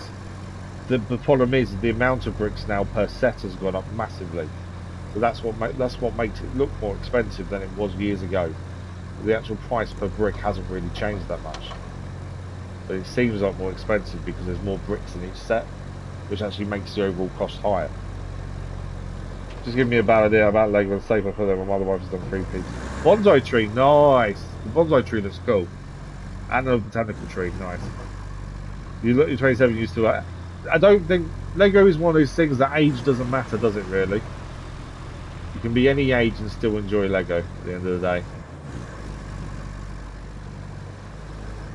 Why is the sign? Okay. I might be going. I've gone the wrong way. I'm just thinking, why is there a bridge here with a blockage? I've gone the wrong way. I needed to go the right-hand turn behind us. Too busy chatting away about Lego, not really thinking about where I'm going. But yeah, there's so much I would like to buy. It's just expensive, and these glass cabinets are going to cost me a fortune too, just to store them in. But same as the Funko Pops, I've got loads of Funkos, mainly Marvel, bit of DC in there as well. My little boy's got all the Pokemon ones, or the majority of the Pokemon ones, to be fair. Billund, B-I-L-U-N-D, Billund. It's the home of Lego, essentially. Yeah, Denmark. So it used to be a lot easier. There used to be planes fairly regularly to fly there, and now they've reduced the amount that go. But yeah, if you enjoy Lego, it's the place to go. Yeah, home of Lego. It's an incredible place. It looks amazing. But I will, once I can travel more, it's definitely on my list to go to. I just need to wait until after the op. Okay, so we are nearly there. I'm just shouting out Lego, I know we are. It's the best thing about streaming, you know. You can chat about anything and everything while still doing what you're doing. Admittedly, I get sidetracked and forget sometimes where we're going and miss turnings, like just now. But it's so easy just to chat away. The reason we started the channel in the first place was after the accident, have that social aspect back. And we do have some random conversations at times as well. Oh wow, that's really cool, Space Viking. That is really cool.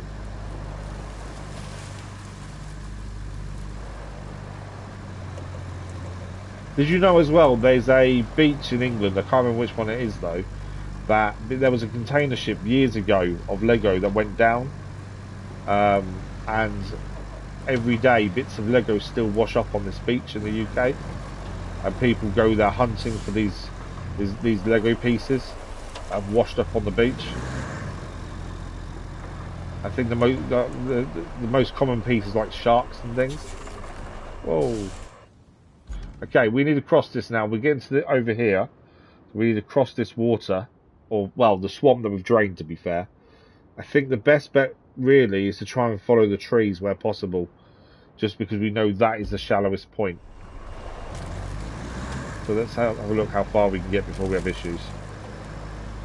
It did say to use bridges around here if we more so, but I don't think we really need a bridge.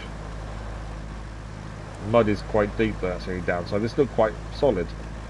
Turns out it's really deep mud instead. But then the swamp was here before. It's only because we've drained it we can now access this a bit easier. Okay, it's a bit more solid on top of the hill. My concern is no, don't tip, no. Just managed to save it there. That was close. Okay, my concern now is how deep that water is, because we need to get across there,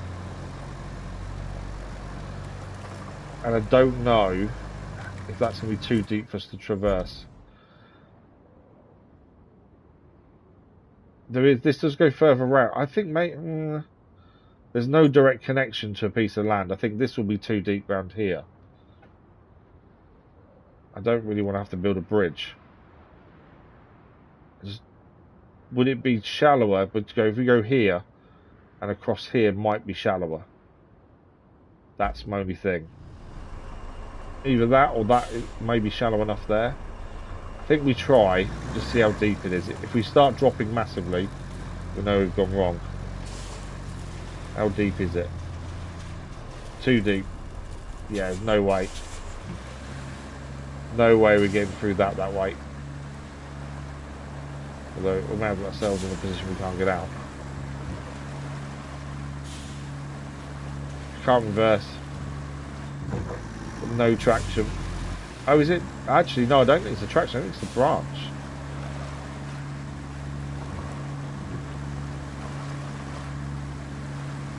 I think the branch may be holding us there.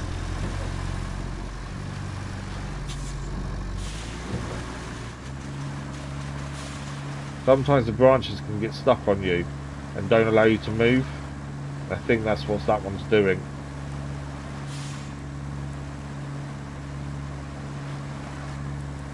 Okay. May have to try and go round here. See the branch flex. If it doesn't go any deeper, we can traverse it. As long as it doesn't go any deeper than it is now. Although I've got no movement. It's not going any deeper, but I can't go forward. So even though we drained the swamp, it's still too deep.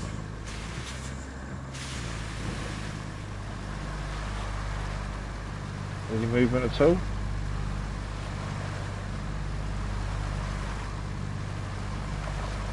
No movement. Okay, can we reverse is the question. I've well and truly got it stuck, haven't I? Ah, I've well and truly got it stuck. So cool, Legoland is so worth the trip. Oh yeah, no, we've done Legoland in the UK. That's really good. We've got PS5 so what's the prime RoadCraft? Oh nice. That can't be a Lego suit as he is 100 and Lego 86 plus to age. Is there an age limit on it? Is 99? Wow, I've not seen that. I'll have to look at the boxes. It's like all the big models where they're more not for playing with, they're not play sets essentially. They're all 18 plus, aren't they?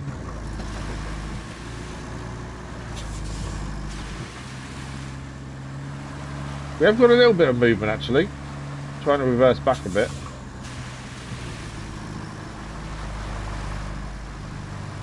There's a bit of movement there. Whether it's enough or not, I'm not sure.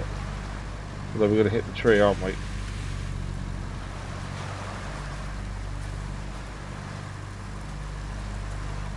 We have got movement. I don't know if it's enough to get across.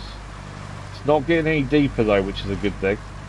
Stays this deep, and we can still move. She might ever so slightly. May make it. It's just going to be pretty slow.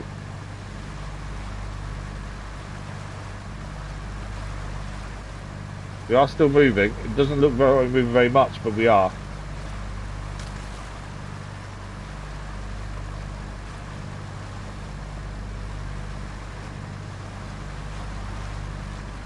Yeah, it is still moving. The wife said there was from 4 years to 9. Oh, they take 99 years away, have they? I'm not surprised. Okay, I think we've stopped moving now. We weren't moving a second ago.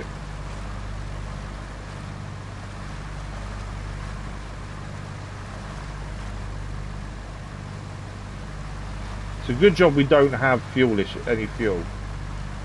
They only added that in after we'd started playing, so we'd have to start a new save to have fuel on this. Because I'm burning through it right now.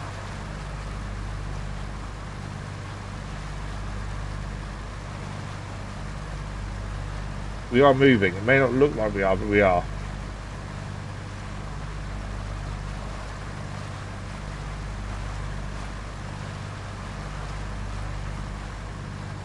What I'm actually doing is crab walking it.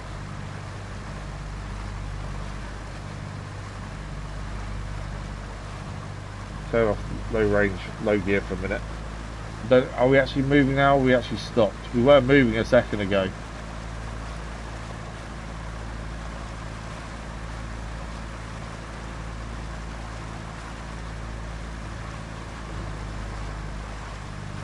I don't know if we've stopped or not. Yeah, we're a tiny little bit stuck. We were moving though, so I didn't want to stop while it was moving, because the minute you stop, you've got no chance.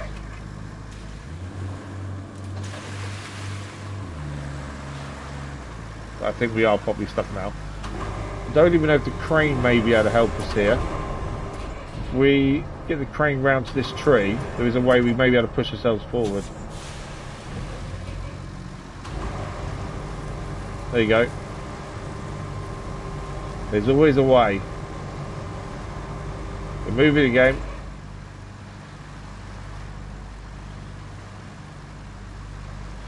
We are moving.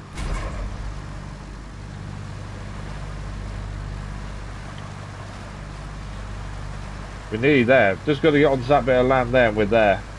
That actually crane just then worked massively. Hasn't got any deeper. Oh, now it's getting a little bit deeper. Okay, no. That's going to drown the engine. That suddenly got really deep. We were fine until that point. Now, if we go to the, I'm hoping if we go to the right, it won't be deep. It'll be shallow still. Thing is, unless we build a bridge, and we can only put a bridge layer down. We can't actually build normal bridges. That's the only other way across here is to put a bridge layer in. It's gonna be too deep again, isn't it? It's going too much. So if that's too deep, where's my crossing? That's the question. Or we're gonna might just need a bridge layer, you know. Thought we could make this across as we were, but I've got a feeling we need a bridge layer. I just can't see another way across there. It's called the fuel truck. If we did a fuel, we would have to call the fuel truck a lot. Okay. Let's leave it there for a minute. My thinking is we need to go and get a bridge layer in and maybe put a bridge across from somewhere. I don't quite know where the bridge would go though that would reach. There's a mound over there potentially. We've got that bit of grass there that could possibly reach. Thing is, we can't build bridges. That's the problem. It's 3 AM. You should be asleep. You absolutely should be space biking.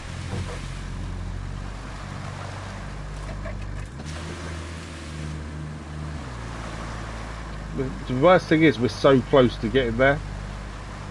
Literally just got to get on that bit of grass over there. That's the worst thing. I don't know if my crane trick will work again here.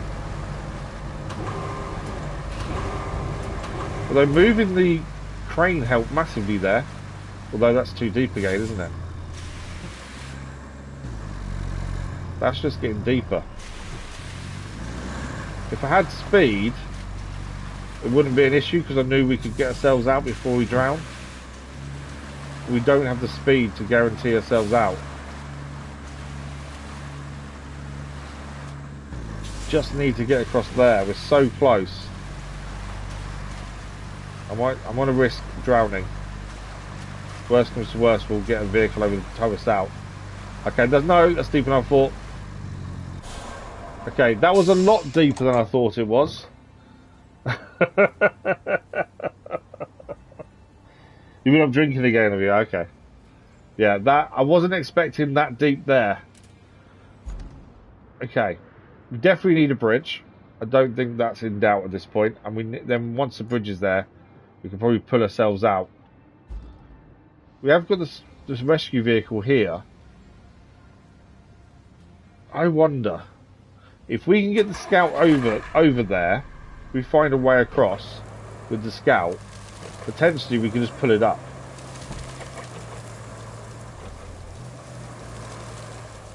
The only concern is we're going to need to lay cable, which is going to be a problem as well because it's going to be too deep, and you can't lay cable with a bridge or anything. What I'm going to try and do, obviously, this thing is pretty good in all conditions. Although this could be it's downfall here. Look at that.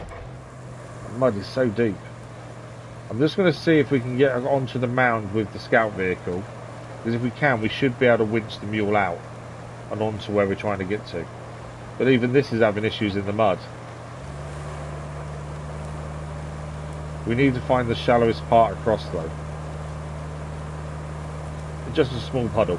It just dropped away out of nowhere, that did though. 1 minute it wasn't too bad. Next thing you know, we just went. Maybe we need the dom. Which one's the dom? The mud. Even the scout vehicle's struggling. Okay. I don't know which way the best way to go is. There's no obvious thing on the map. The only thing maybe is here. Potentially is the shallow point. To be fair, that may actually be the shallow point there. looking at the trees and things. Let's have a look. As I say, if we can get this on the, if we can get this on there, we could potentially winch out the mule. Well, oh, it's a scout vehicle. Oh, okay. Oh, I think I know the one you mean. Yeah, tree there.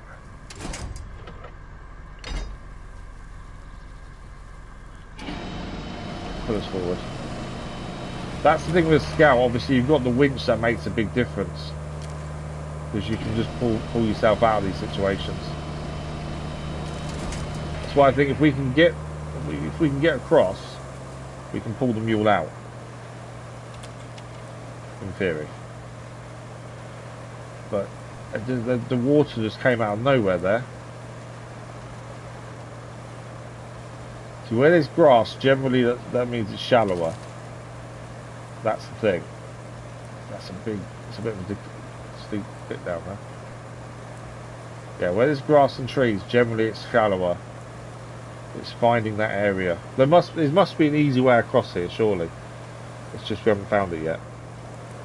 So like this bit of grass over here means this isn't that deep. I say this and we're about to drown ourselves or something silly. We are drowning ourselves. It's the angle we're going in.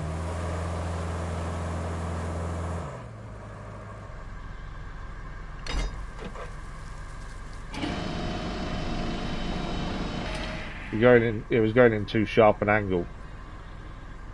I think it still is though, to be fair. I've drowned in the scout vehicle. Scouts down as well. Ah, 2 vehicles down. Yeah, 2 vehicles down. I can't do anything now with that. Can't even detach the winch, to be fair.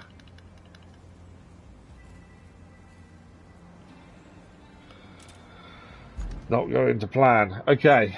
The only other thing maybe this shows this bit shallow here. Is it bridge from here to here maybe? I think we need a bridge. I don't think there's another option here other than a bridge. Maybe we need a road, to be honest. We have a bridge vehicle here. We can pick this bridge up actually and bring that across. And then we're still going to need something to pull them vehicles out. But let's go and pick this bridge up first. And then we'll see where we can put a bridge over that side. In fact, hang on a second, are we better off... Just thinking, are we better off coming this way with the bridge? How many can I drown? Yeah, 2 currently. We'll see how we go after 2. I think there's a way... Okay, I think I know what we need to do. So, let's pick up this bridge.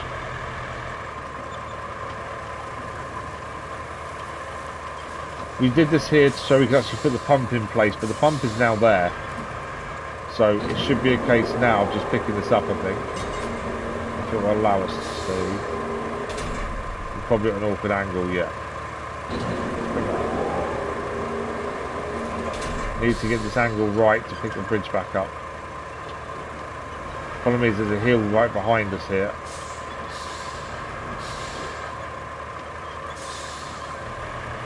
Okay. I think I know where we need to put the bridge to get across. And then we'll need to get vehicles to pull the vehicles out. We can reset the scout vehicle easy enough. We can't do that with the mule because it has the steel beams on it. Oh, don't do that. I'm trying to get the right angle and I'm going to lose the vehicle. Come on. You know, putting this bridge in was going to be an awkward angle. I didn't think about getting it back again. That's the only thing. Right. What we need to do, we just need to be straight.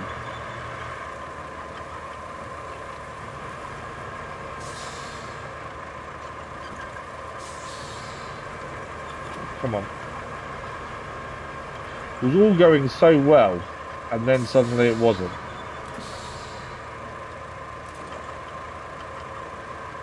Okay. I think we're straight there. We just need to be in the right position here. Let's Try that.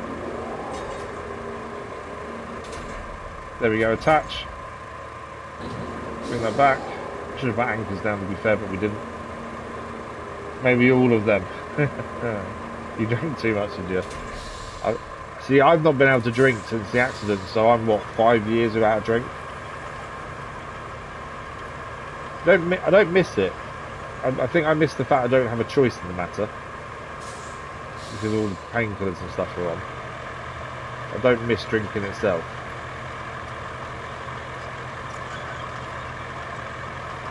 Okay, my thinking is head down here, and then I think this will be quite a solid route.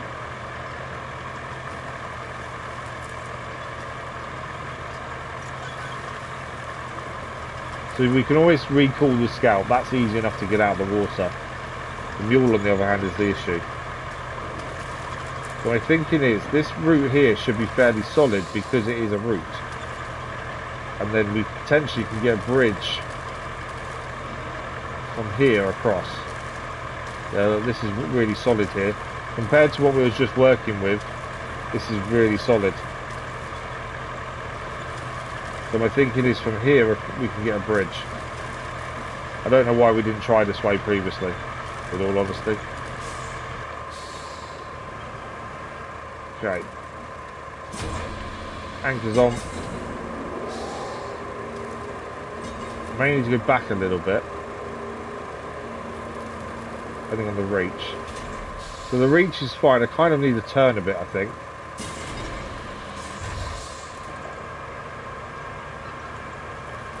Might actually bring that up a little bit. There we go. Just want to turn that way. There we go. That tree was kind of in the way.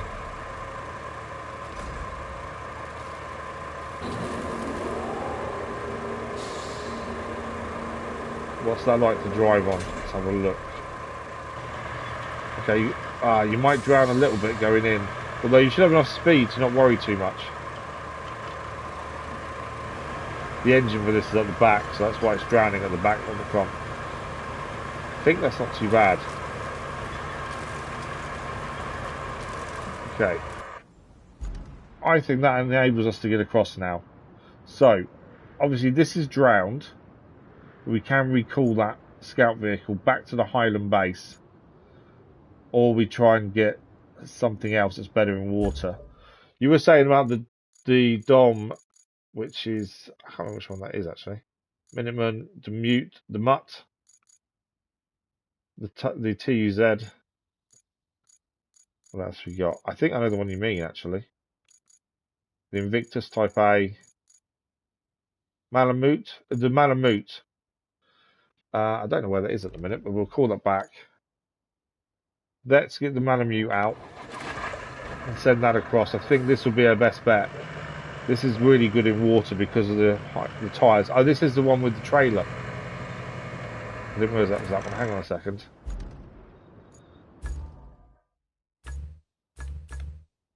So we have two Malamutes. We've got the new one with the trailer and the old one. I don't know what the size difference is. I'm going to deploy both for a second.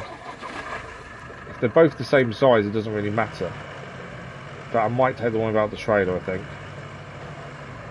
Yeah, bigger wheels. So we'll take the one without the trailer. It's got bigger wheels. Most likely I've been sober for 7 years. Oh, okay, wow. Yeah, the brain is the hardest thing, isn't it, to deal with? Oh yeah, no, I get what you mean, Crazy Iceman. Admittedly, it's one of those things where, when you have a choice, it's easier. When the choice is taken away, that's when you start to miss something. If that makes sense. I wasn't a big drinker in years. When I was younger, I was, and when I worked in the kitchens and bars and stuff.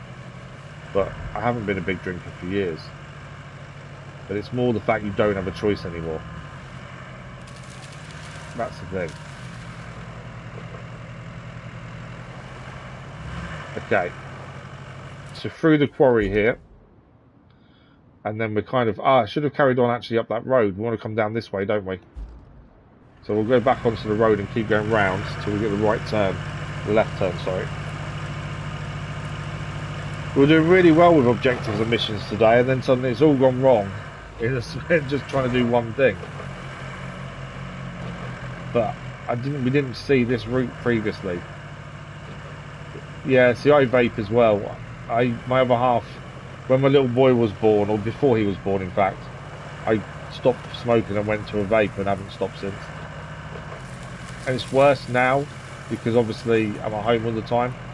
So when I'm streaming, obviously it's not always in my hand, but generally it's always in my hand, and that's the worst thing.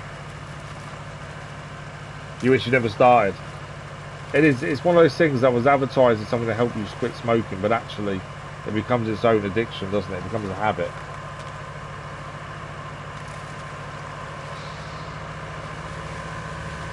Okay, this route wasn't that much better, to be fair, but it's enough that we can now get across. What I'm hoping is we get across in this and we can winch out the mule. Although I've got to get the right angle on this, it seems. I think eventually, if we have to use this route too much, we'll have to put a road in. If it's just a one-off mission, then it's fine, but I think essentially we're going to need a road, aren't we?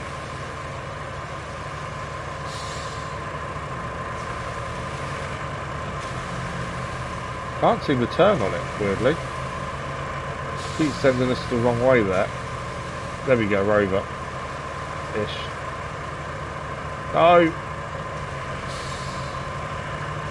I just need to get square to it and then we should be fine. It's just trying to line it up. There we go. That should be okay now. See, it's sending us off at an angle, which is weird. Straight. There we go. There we go.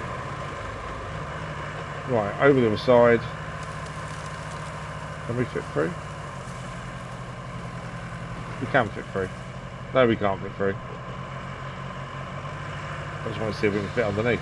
Right, let's see if we can pull out. That's where we need to get the metal beams there. The mule is currently under the water there. My thinking is we need to see if we can pull them out.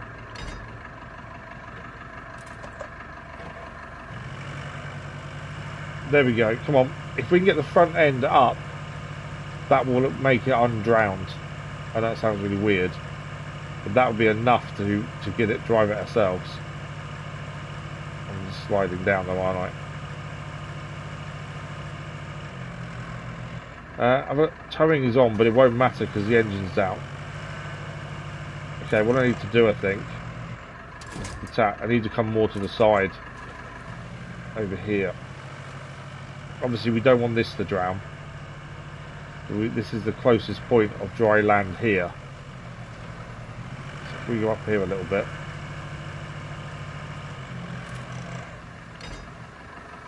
I will keep towing on, just if we can start the engine, it will do it for us. Can we get any movement? We are going back a little bit. There's a bit of movement there. I don't think it's enough though. We are giving it a wash, exactly. You live alone and quit and smoked away from the house. Yeah, I think that was the worst decision me and my half made, is she didn't say no to vaping in the house when I started. And because of that, it becomes so easy to have it just in your hand. Okay, I don't think we're going anywhere.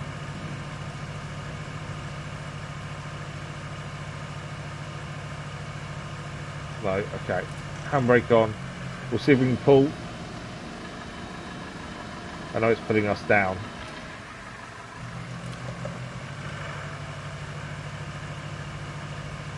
So there is some movement there, but are we just going into the water rather than actually moving it?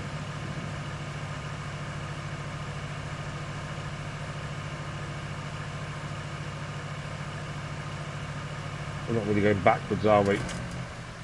Okay, I think we're close to getting out. It may not look like it, but I think we are fairly close to getting out. I want to see if we can stay more on solid that isn't mud. The winch does reach a decent distance, so if we can stay on this top bit here, where it's a bit less muddy, there is a chance this works. It's either this or we get a big crane, which I'm trying to avoid getting a big crane here.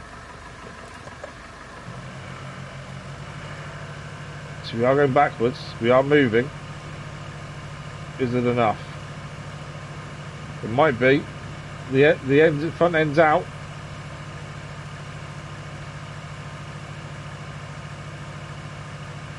Come on. It's nearly there. I can't climb underneath, that's the only thing. Okay. Let's swap to it. There we go. It is no longer drowned. Can we get up the hill? We can. We've done it. We've got the metal beams here. It's taken a little while. And we did drown 2 vehicles, but we've done it.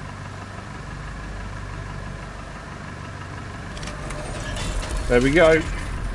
The power line is now repaired. That mission definitely didn't go as well as we'd hoped, to be honest. And it's now powered. How has that happened? Okay. The mission... So the original mission was to put power here. To make our life easy, we took power to this pumping station instead. So then we was going to run it across. But the mission changed to just put metal beams to rebuild, and that's now done. And it's got power. So we now kind of have no side objectives. So our next objective is to restore the Woodsey oil well. So let's have a look at this. With the path to the Woodsey oil well now clear, we can start repairs. Remove the debris around the site, deliver and install shiny new wellheads, and get the well back up and running. That is our main objective, our only objective. We need to clear this area of any debris. Now, the issue is getting there. Because we have to go through the swamp to get there by the looks of things. Which makes me think we need to build a road. The wife said you're a very lucky person. That's the polite words. I'd say lucky's not... I don't know. Is lucky correct? I would say determined, persistent, maybe. But yeah, I think the only way to really get stuff over here is going to be a road. Because all this is just so muddy, we're never going to be able to traverse this that easily. So I think we need to build a proper road through the swamp. You can see there used to be one, to be fair. So, for that, we have got a sand quarry we can activate for free. And then we just need to get our road equipment across. It's not too far from the Highland base, to be fair. So if we activate this quarry, I'm surprised it's free, but there we go. And then we can have a look at where the... there we go. So that quarry there covers the whole thing. So we won't need to do anything that way with sand. We won't have to keep going back and forth. We just refill where we are. So we build a road. I think it's the best way across. It makes the most sense. It's just deciding where that road is going to go is the only question. Yep, no way, Space Viking. Thank you very much for joining us. Much appreciated. Hope you have a good sleep. A happy New Year as well. And good to see you again. Have a good one, Space Viking. Thank you. So, we could build a road, proper road, all the way down here. This bit doesn't necessarily need it. But if we're going to build a road, we should do it. My concern is, obviously, if it asks us for a convoy for the rest of the other parts of the mission, the convoy would get stuck without a road. So that's why I think it's imperative we build this road. Obviously, we're going to be careful of going too deep and getting stuck. But I think that's our best plan. So let's have a look in the garage. What are we going to use first and foremost for laying the sand? Now, some of our equipment is already out and about. We did start using the Aramatsu bowhead was quite good, especially tracks, I think, in that mud may be really handy. So let's bring this back from where it is and use this. I think that's the wind more than someone at the door. Yeah, it's the wind. The letterbox keeps going because the wind at the minute here is really bad. But I wasn't too sure if it's the letterbox or something, or someone knocking. Right, we just need to quickly move this vehicle out of the way. It's now in the way. So we'll take the Aramatsu across to do our sand. I think with the tracks in the mud, I think that is our best option. We would normally go with the bigger heavy dump truck, but I think it may get stuck in the mud too much, whereas the track should give us a lot more movement around the swampy area. We don't have to build this road. We could try and persevere and try and get across. But I've got a bad feeling it's going to ask us to do a convoy. And the minute we have to start a convoy, that's the minute we start to struggle, because we're never going to get a convoy if we get a swamp. Especially if it gives us the wayfinder or anything like that, then we'd have issues. So we haven't got too far to go to start building this though. We're just going to cross this bridge over here, and then we're good to go. We could actually sand the other side of this bridge to make that a bit better to get across, because it is quite awkward when you get across there. You're bouncing around. Let's have a look at it, because again the convoy could have issues. Magnets. Oh, okay, we might have half when we put some tea towel in it, but then nothing obviously can get posted. Magnets is not a bad idea though. I don't think a convoy will get stuck here. I just think it'd be a bit bumpy. Oh, it should be alright actually. It's not too bad. Okay, so this is the way we want to go. Because we go into the quarry that's there. Do we want to put a road here as well? I think we do. Just to get round to that point.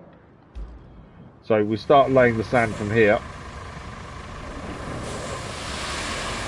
Now the only thing I would say with laying sand is I struggle to get it in even spread. So this may look a bit messy. It actually turns out okay once we start spreading out, to be fair. The AI has a better job at making it level, I think, than we do. There we go.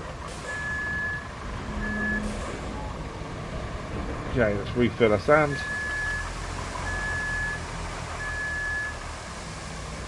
But if we do have to do a convoy, this will help us massively. Last thing we want is a convoy getting stuck. I think we will asphalt it as well. We could just leave it sand. Because of the amount of water, I think we're better off asphalting as well. Sometimes we do just do sand bits, but I think on this occasion, asphalt would be the better option. Okay, empty again.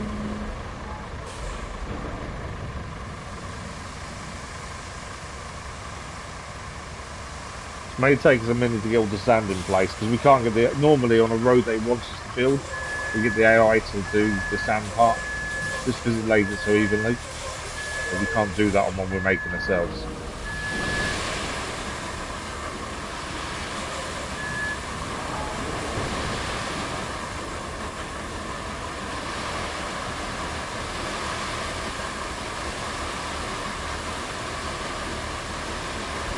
Okay.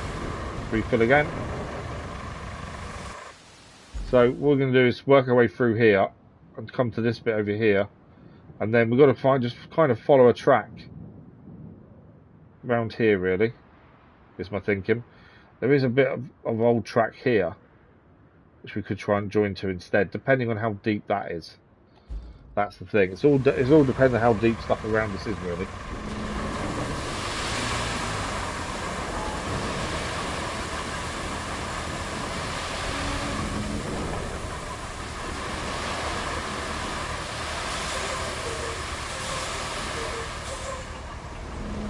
Go. Things like this that take a bit of time, but once they're done, it makes a massive difference to everything else you have to do. Where does it wants us to build a road as well? Where's this? Okay, that's all the way over there. So that's the other swamp, essentially. It wants a road made there as well, which we'll probably have to do in due course.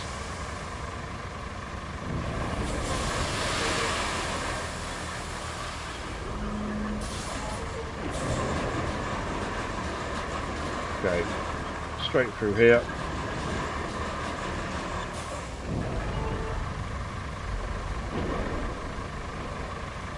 The only downside to this dumper is it is a heavy one, but it doesn't have as much capacity as the other wheeled dumper does. But obviously wheels aren't as good in these tricky conditions as tracks are, that's the problem. Okay, next bit.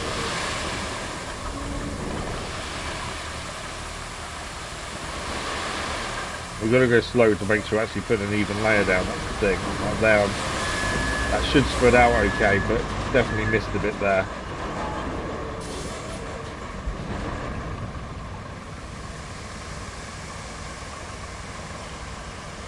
But this is a time to put infrastructure in place. There's always a time-consuming part. But once it's there, it's done. That's the thing.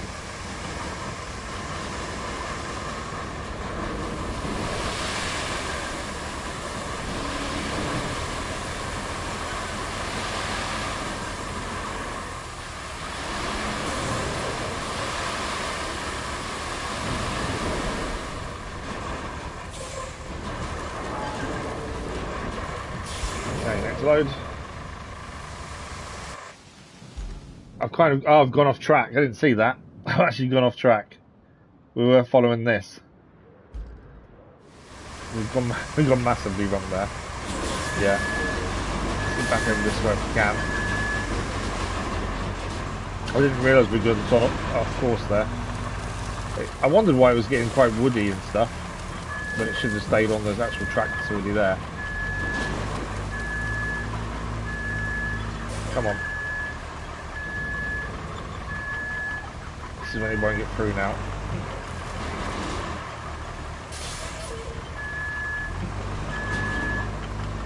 There we go. This was the track that was meant to be following. We kind of went a little bit off there. At least there's an overtake in place if it's needed now. There's a little bit, you can run a bit of run off if you want to get out of the way of something else. Essentially. So yeah, that wasn't intended.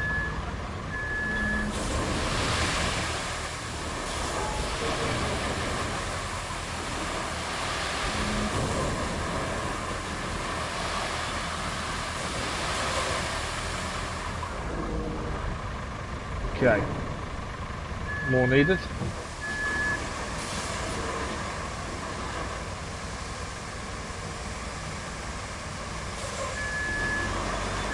We'd like to straighten up a little bit here, really.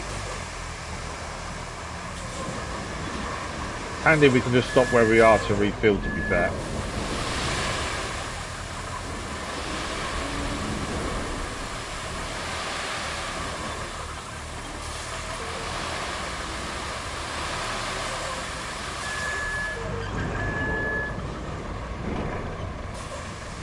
Definitely not getting stuck with the tracks, although the muddy part is yet to come. The big part where it's going to be tricky is yet to come, that's the thing. But yeah, we'd have to actually get this area cleared, the woodsy oil well, we'd actually have to get a big crane across anyway. I don't think that would make it in the mud as it is, that's the thing. So all this is needed just so we can complete the mission itself. Go for your heavy dump truck issues, you don't do the angle. Oh, exactly, yeah. The only thing with this well, in most tracked vehicles, if you try and turn while driving forward, you can have issues. That's the only downside.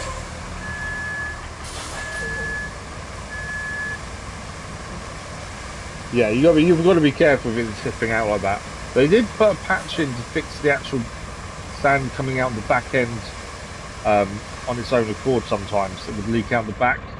They did patch that out so it doesn't happen anymore, and I must admit I've noticed the difference. It doesn't seem to come out as much anymore when you're bouncing around. That's the thing.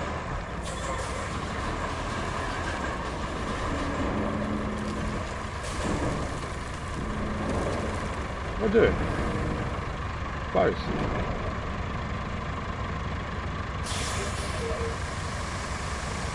Okay, we are getting there. It seems really slow progress, but we're now going to get into the swampy area next. Things like this always take time, that's the thing. How are we doing time for? Oh, still plenty of time left. We started today at 30% on the map complete as well, so I'm not too sure what we're going to end up at by the time we finish.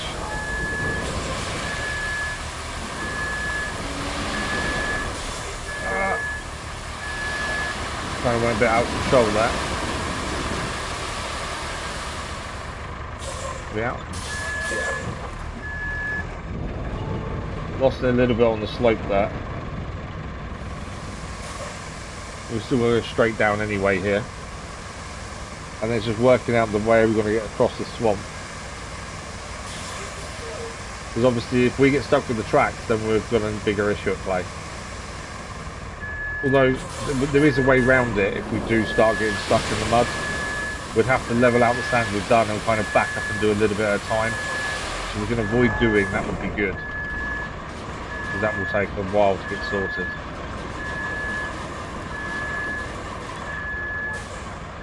It's even more even layer.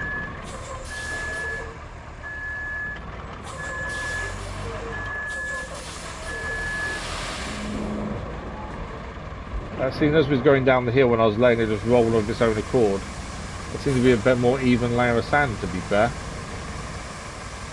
Okay, we're about to hit the swamp, and then we'll see if the tracks are as good as we think for all the conditions.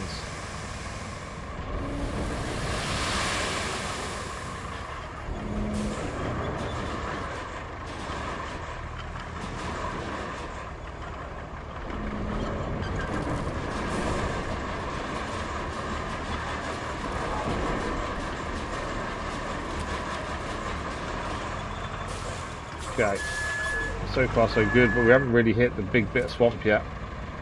We're close to it, or about to enter it essentially. It's working out where the crossing point's going to be. I think we do need to go to this bit over here. And then it's this bit here. Do we have to come round? Maybe we do actually. May have to come across there. That may be a best bet actually. Looking at that now, I think that may be a best option.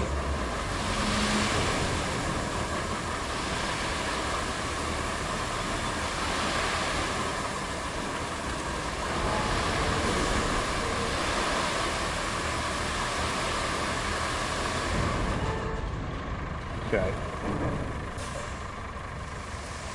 So from here we want to go to this kind of edge bit here and then head through the trees that way, I think. There's no point trying to go through the deepest part of water if we can avoid it. That's the thing.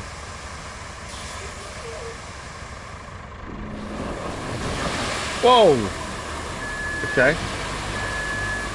That was a bit of a glitch. Just threw us up in the air. Right, we want to be heading left here really.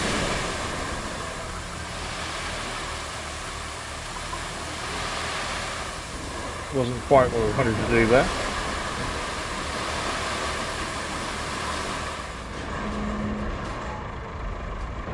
Alright, let's fill it back up.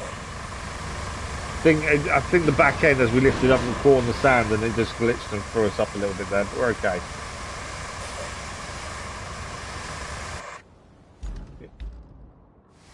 Trying to use the map as well to see the shallowest points.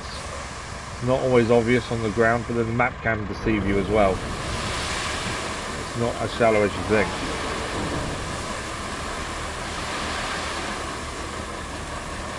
I.e. this bit.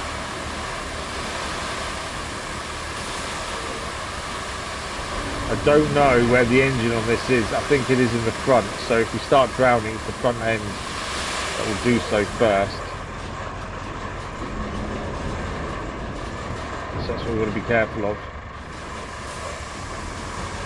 Although we're getting a bit... Come on. If I don't turn, we can move better. But I need to turn more to the left here, really. Doesn't like turning while going backwards or forwards.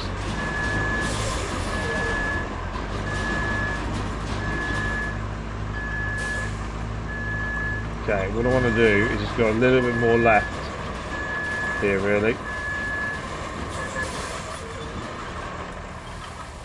Only concern is drowning.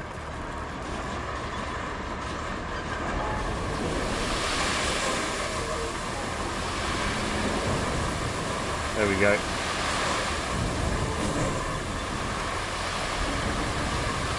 Luckily, when we start leveling this out, it will actually be a lot better than it is currently. Do you know what? I keep forgetting to use markers, to be fair. I know that they're there now, but I just always forget. But you are right. So we want a marker here, really. And then marker here. And then maybe across this way. I may even go all the way up. We'll have to see how that is. If that's quite solid ground, we don't need to go all the way up. Although, any convoy may struggle if we don't go all the way up. That's the thing. We want to head for that blue flag ahead of us now then. I always forget to put markers down.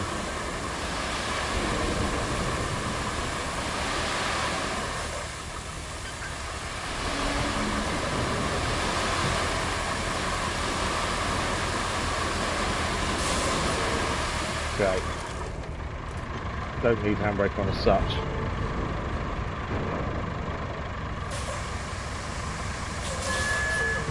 Right, how are we looking in terms of where the marker is? So we're actually right at the marker now in a minute, and then we'll take turn to the right. Just because I don't know how deep that water is ahead of us. We could go straight, but if it's too deep, there's no point. We'll end up just getting stuck and drowning another vehicle. We've had enough drowning today. No! Seriously? Ah. Nothing I can do about that. The whole thing just decided to throw us in the air.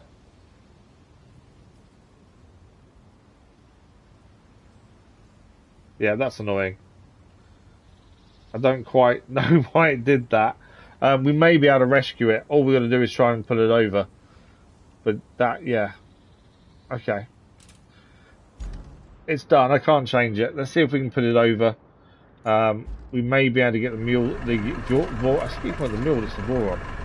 If I get the Voron across, maybe I can pull it back on its tracks. I just need to find the shallow point to get across. Either that or we'll send, this might be too deep, I don't know. Yeah, it's going to be too deep. Don't do it, don't do it, don't do it. It's too deep.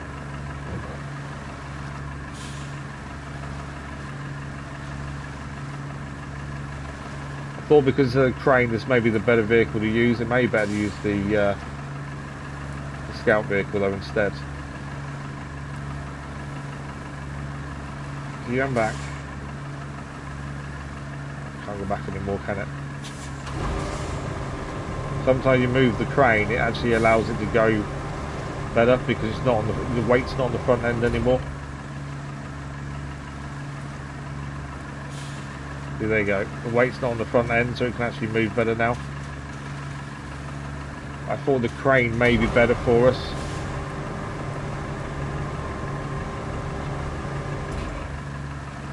You're going to get up anymore, is you stuck there?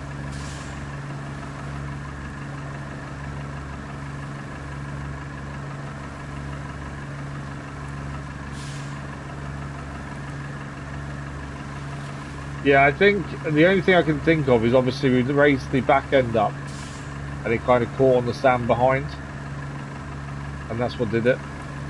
Okay, that's not going to go any further. We're going to quickly jump into the scout vehicle and pull it up quickly. It doesn't need to go much further up, it just needs to go a bit up. And then I think we head back to where the bridge is and go that way. I think is probably our best option here. Just need to get the angle right, pull it this way. We'll tow it as well so it will run on its own power as well as the scout vehicle. But yeah, we just want to get across, I think. Towing is on.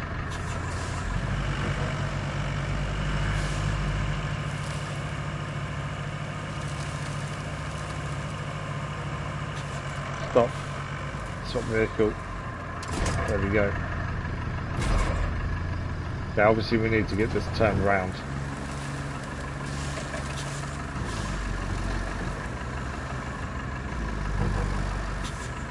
So if we go across the bridge, I think the crane's probably better to try and get back on its tracks. Just because we have more points of contact. The scout will probably struggle with power-wise to do it, I think.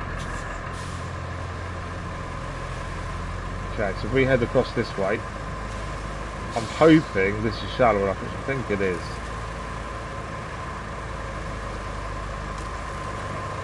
And then we should be able to head round roughly to the way we put the markers down, to be fair. To the way we're going to do the road, we should be able to head across that way. That's my thinking.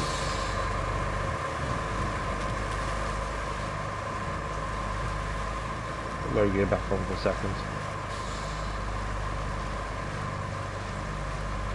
Although the swamp is drained, it is so difficult to traverse it. In vehicles that normally don't have that many issues in this kind of terrain as well, that's the thing. A lot of these vehicles we've used a lot throughout the game have never really had these kind of issues. When it's been tricky terrain, they've always managed. But it does seem on these swampy areas, they are quite bad compared to what we've had previously. You're getting stuck on that, aren't you?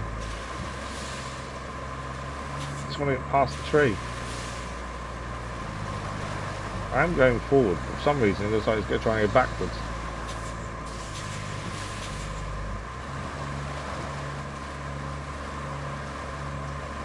Just want to go that way.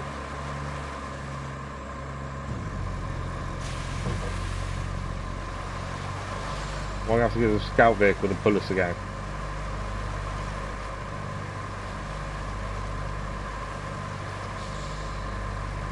Nearly there. It's nearly on solid ground again.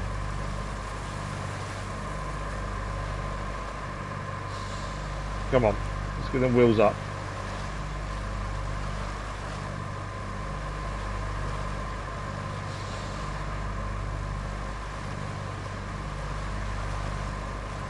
That's how we know, isn't it? I can't get it any further that way, I don't think. Right, okay. I didn't think that would be much of a problem, to be fair, but it does seem like it is. Let's grab the scout vehicle and go and do it and pull it. Because the scout may work, to be fair. I may not have needed the crane, but I just thought the crane would be better. But the only thing to get across is going to be the scout, I think. Thought we could traverse the edge and it wouldn't be too much of a big deal, but the mud there is still quite bad. Okay, this thing doesn't seem like bridges very much.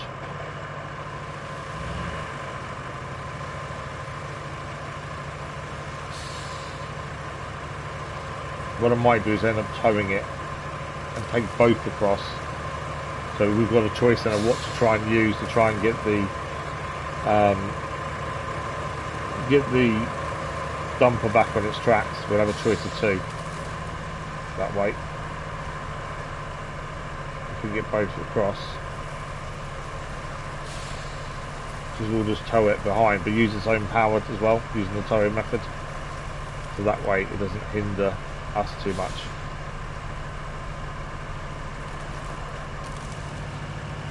It's quite deep though. You don't realise how deep it is until you're actually in it, to be fair. Right, towing is on. So we're coming under its own power as well. It just means we shouldn't struggle as much. There we go. You can just see how deep the mud is though, can't you? It doesn't look that deep when you're nearby, but actually this ground looked pretty solid, to be fair. It wasn't until you're actually on it that you realise how bad it is.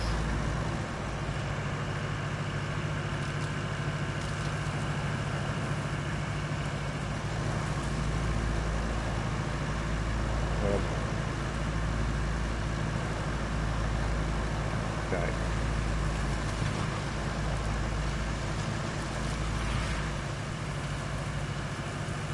There's a tree stopping it there for a minute.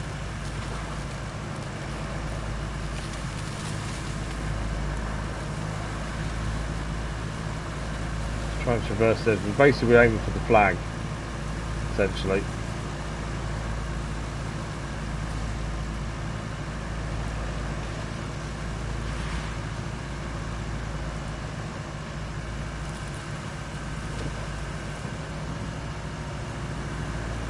The trees having other ideas.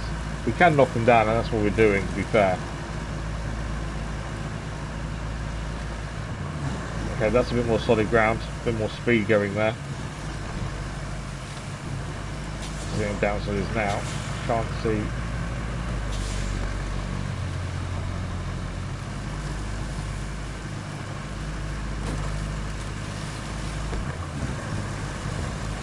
Nothing there. That was ground down. There's a hole there we didn't see. Okay. This may be muddy, but should be able to be traversed.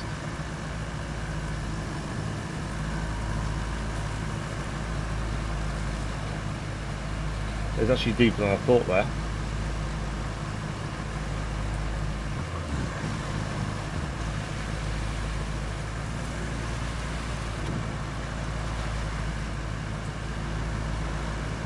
Okay. So here we are. This should be fairly solid ground, although I say that. We're still struggling to move. To be fair. I don't want to let go of the Boron just yet, because if it's struggling to move being towed, then it's going to struggle to move on its own accord as well. That's the thing. We need to get through the worst of the mud. There we go. No. There we go. It's moving better now. Right, what we'll do is we'll detach the winch, swap to the crane first and foremost, and we're going to try and use this to get the dumper back on its tracks. Because I think we should just be able to pull the bottom end towards us. Is my thinking.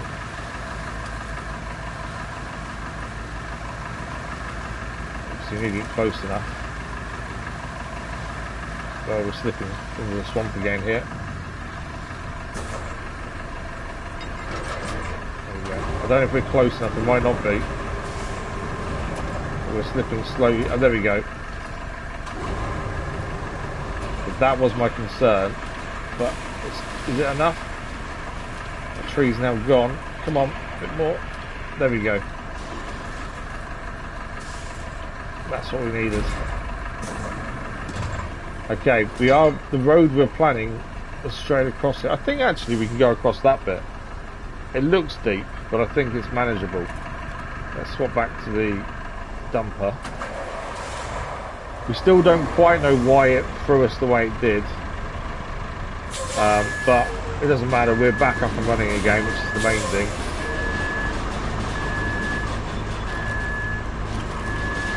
Okay, let's refill the sand. So there's a bit of a gap there where it threw us around. I am considering just heading straight across here rather than go over there.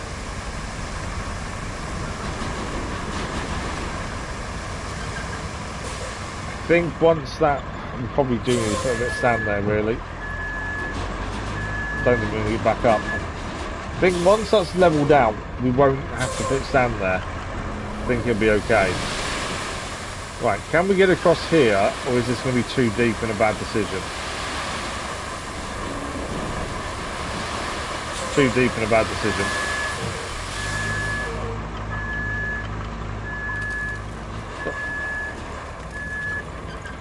Yeah, we're still going to do it, but we can do it a different way. So it's far too deep. What we can do though is reverse up to it, put sand down and fill in the gap as we go. We have done this previously. I will level out the vehicle first. I will say, thinking this one would be quite easy to use because it's tracked. This one is a nightmare to control.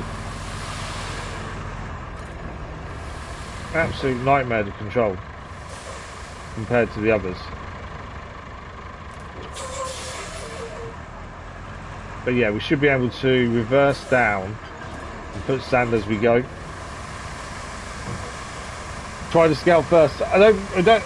Oh, you mean if it's too deep? I don't think we need to, because I think we can just put sand reverse backwards over the sand as we put it down. It will fill in the gap. We've done this previously, where we can build a bridge. As long as we take it slow, what will happen is the sand below us will start doing its thing, and we can just reverse over it.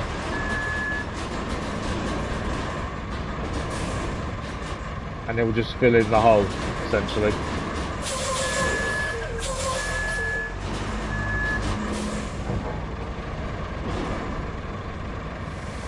But yeah, I think it is. I think in general it is too deep anyway. Why can't I move here? There we go.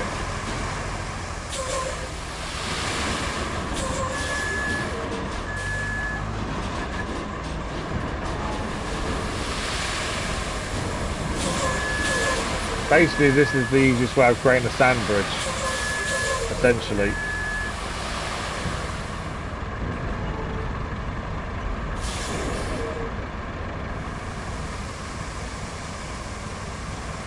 As I say, we did this previously. There was a bit of, I don't know what it was, a hole essentially, and at that point I don't think we weren't in the DLC, so we didn't use the the bridge vehicles, and this was our way across.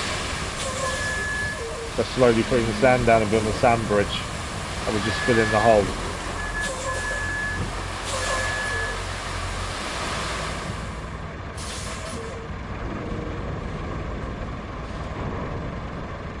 And it worked a treat last time. That's the thing. That's why I thought this would work again. And once it's leveled out, it'll be absolutely fine. This is going to be quite a big road by the end of it as well.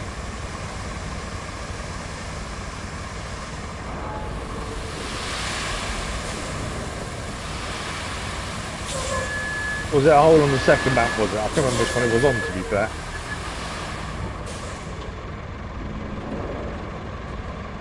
We're just about across now.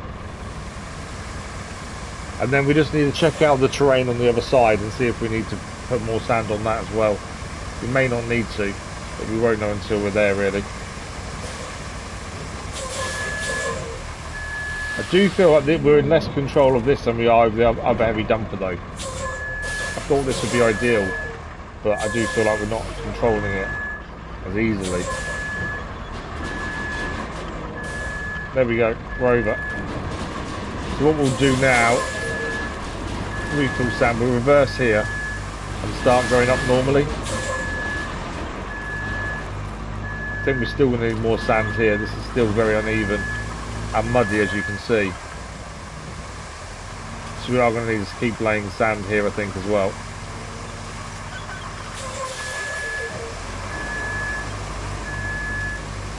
So we reverse back to where we just did that. And we are going to asphalt all this, so this shouldn't be too much of a problem once we get asphalt going. In terms of level and things, I think we'll still be able to navigate it on any vehicle.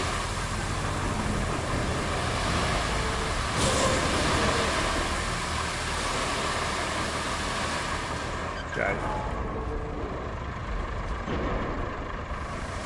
So we just need to get to this track here and just see how this is. If this is fairly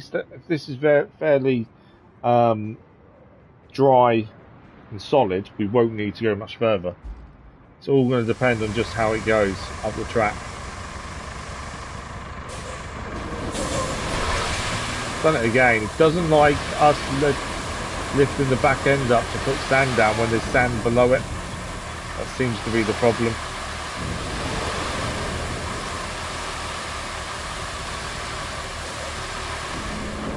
Yeah, it's lifting that back end up, it doesn't like it. This track does seem fairly solid, but it's not amazing. And as I say, if there is a convoy, it probably will get stuck. Especially if they're using the Wayfarer. So I think while we're here doing the sand, it's fair to be safe than sorry. That's the thing.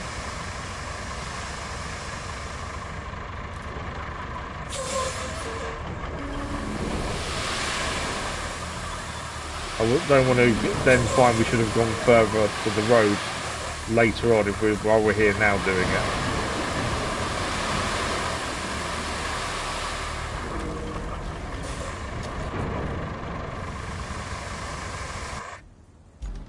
So yeah, we're just going to get around here essentially. Yeah, I think the lower with the truck. Yeah, I can see what the issue is. I just don't see why it's reacting the way it is. That's the only thing.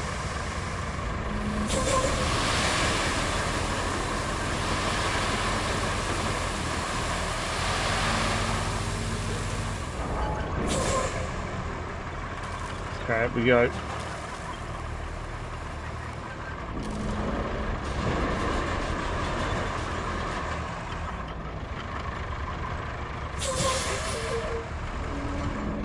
Yeah, you can still see even the depth of the tracks in the mud.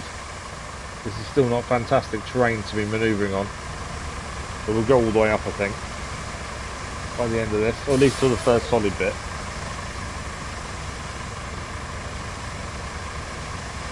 And then we'll level this all off and then get the asphalt. Because we've got the other mission for a road further on in the map, and all our road building stuff is actually probably nearby to that other road they want us to build. Probably we'll try and use different stuff for this one. Just because there's no point in putting all that stuff back and it's already near where we're going to need it next time. but we'll figure that in a second. Let's get to roughly here, I think, and that's probably enough. So we'll make sure we're around this corner, because that looks a bit dodgy there. But a lot of our road building equipment, I believe, is up here. There's our leveler. That's not there. Because it wants us to build a road somewhere up here. Where was it? There. Well, they're saying that it doesn't matter because the forest base is there. So because we've got a base nearby, right next to that road it wants us to build, actually it's not a big deal what we use. We'll use our normal stuff then. I was thinking not to move it too far away from where it's next needed, but actually it's right next to the forest base, so it won't matter. It's still fairly muddy here though. I'm quite surprised at how muddy this bit still is. As I say, I don't want to stop and then find we get stuck else again and wish we'd gone further, to be fair. I think we can stop roughly here though. I think that should be okay. Still look, yeah, it should be pretty solid there. Saying that, I thought this bit would be solid, to be fair.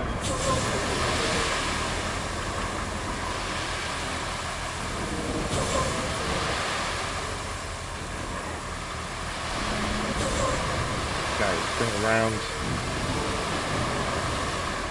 I think one more load and I think that's done. No, driving and turning on a track. Oh, we're outside the quarry radius. I think that would be fine then. I could have gone slightly further up, but I think it's outside the quarry radius. I think we just stop there. So the next vehicle we're going to need is the vehicle to spread it all. So we'll jump back into the Highland base and we'll grab our Pioneer, the Vostok. And so I wasn't going to use these because of where they were previously positioned, but actually we can take them to both places fairly simply. But yeah, tracked vehicles don't like turning and driving at the same time, and they can be really sensitive. That dumper truck is a DLC vehicle, and what I'm finding with it is it's very sensitive on the controls. So even a slightly touch to move left or right, it swings quite wildly at times.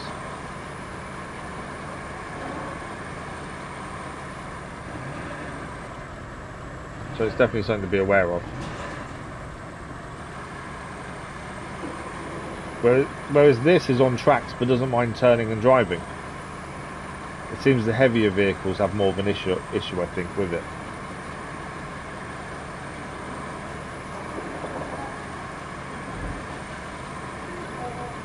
Okay. So this road is going to be quite long by the end of it, but smoothing out is probably the easiest thing out of everything to do, to be fair. We start just here.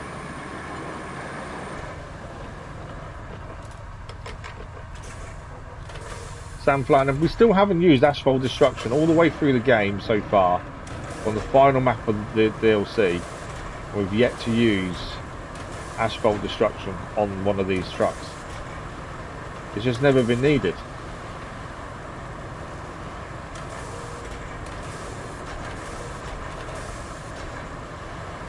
I would have thought, since it's an option, there would have been something we'd have to use it for. Like a job would say, destroy the asphalt. I'm guessing you can only damage your own asphalt, because we have tried it. I'm not really guessing, to be fair. We have tried it on the asphalt that's already in the game, and it doesn't allow you to destroy it. So I wonder if you can only, if you make a mistake on your road that you build, that's why you can do it, maybe. So although we've never used it because we've not needed to, we've not needed to use it because we haven't had to take down a road we've already built. I think that's the only thing. You had to use the lay cables, did you? Oh, okay. Yeah, see, we've always avoided that. I've always managed to avoid putting cables underneath a road. Or we've done the cabling before the road, essentially.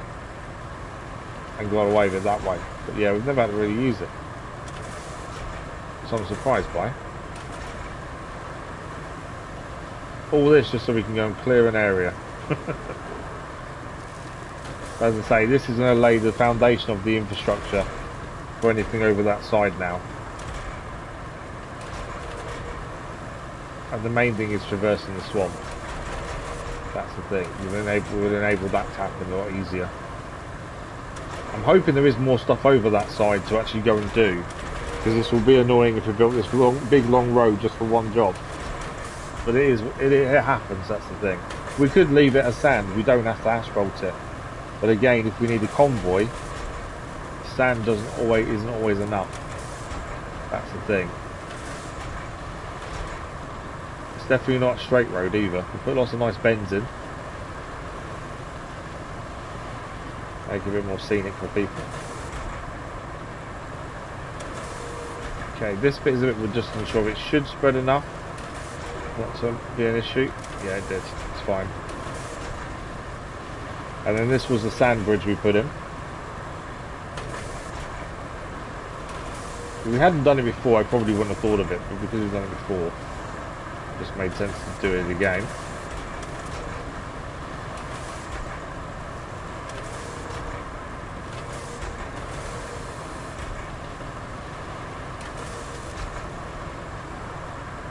Good in though, now on the hill. It's a lot quicker to level it than it was to actually place the sand down. Placing the sand took a while, but actually leveling it is seconds. If you have to travel up and down, yeah, that's the thing. I think any convoy should be a road generally, and then if you have to use it more than once, and it is tough terrain, there's no way we would have got across there with anything else like a crane or anything just to come and do this job. That's the thing. But yeah, we could leave it as sand, as I say, but I just think sometimes it's better just to do the road. Because if there's any incline that then a vehicle struggles with, on asphalt it should grip and be fine. When it's just sand and there's an incline, it can have an issue. So it's always better to be safe than sorry, I think.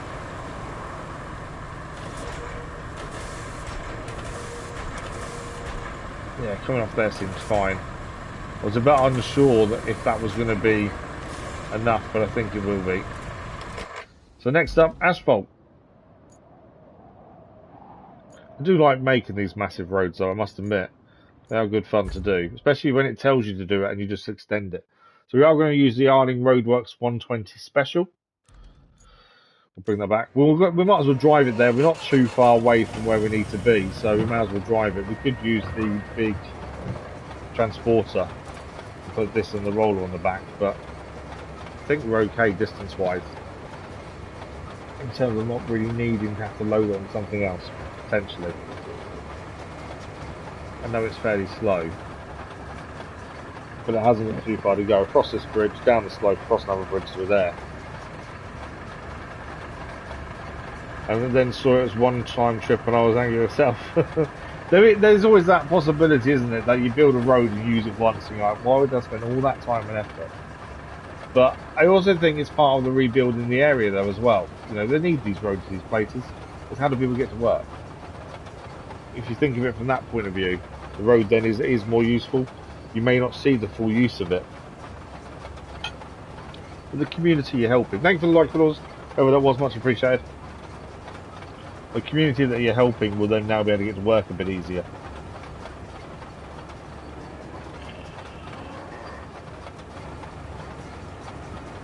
It's actually slower than you think this is, isn't it? I thought we didn't need the heavy transporter because we could just drive it, but it's actually really slow. The roller would be a lot quicker. Although we're going downhill next, it should be okay. Come on, down the hill. Some speed. To be fair, we are just starting just across the bridge, so it isn't far. But I didn't realise just how slow this really is when you're just driving on its own. We don't drive on its own to many places now because we just put on the transporter with the roller. It just makes life a bit easier.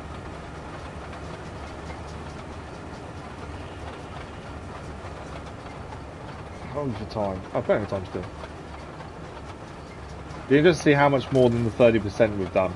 Oh, this is the only mission we have, is actually clear the restore the woods Euro. Well, it's the only mission we have on at the minute as well, so I don't know if we're going to get a load pop up once it's up and running again. I wondered if we'd drive over that tyre. Every other vehicle has driven over that tyre with no issues. Got a little bit caught up on it, but it's okay. Right, we can see the start of the sand pile just ahead that we're starting on. So we'll go over these next bit of bumps. Hopefully, we should be okay getting across them.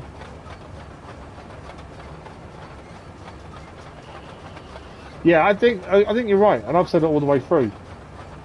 I think the DLC is worse off because they've taken out the lady who normally talks about the jobs and what you need to do.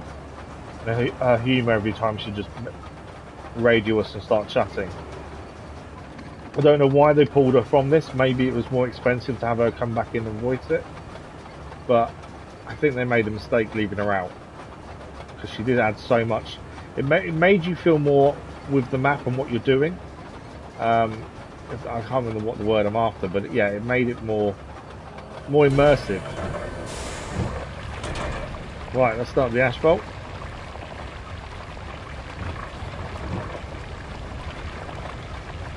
But without her, it's definitely less immersive now.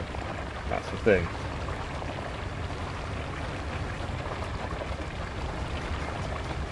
I don't mind reading things out loud that we need to do, but yeah, she made a massive difference, I think. All I can think of was money. You know, having to pay the voice actress to come back in again. It's all money, isn't it? That's the only thing I can think of why they wouldn't have her in. I'm going to go back and quickly do this corner a bit. It'll allow me to. Trying to miss that bit of an edge there. But it's definitely made the DLC worse off, I think, not having it.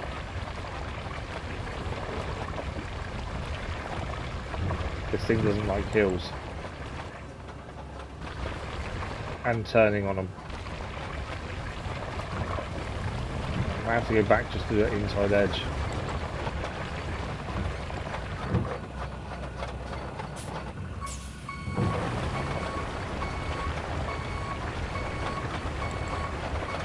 There we go. Just want to make sure we call the inside edge there, really. It's because this didn't like turning on the incline.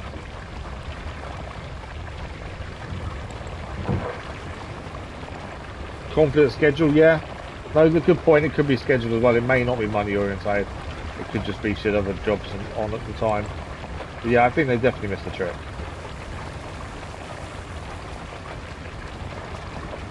But we know there's new DLC coming in March as well. So it'd be interesting if they put it back in for that, to be fair. Still haven't tried these new vehicles yet either that came the other day, the wood vehicles. Mainly just because we haven't had a mission that's required them so far. Right, this thing is deciding to have a mind of its own, which it tends to do on occasion. Right, stay straight. Down the hill and stay straight. I am trying to straighten this up.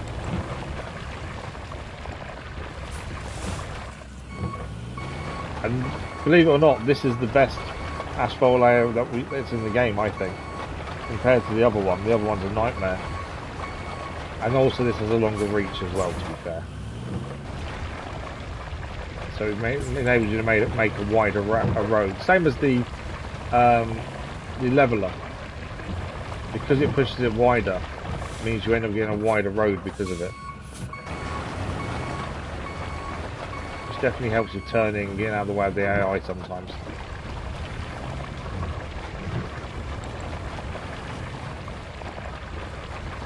Yeah, it'd be interesting if they bring a new voice person in. I'd like her to bring Kelly back, but if not her, they need something, I think.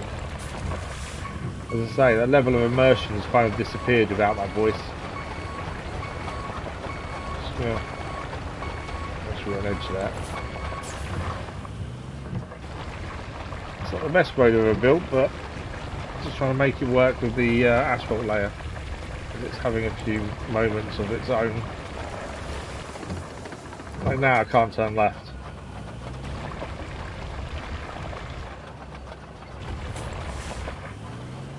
And every time I let go of left it wants to turn back.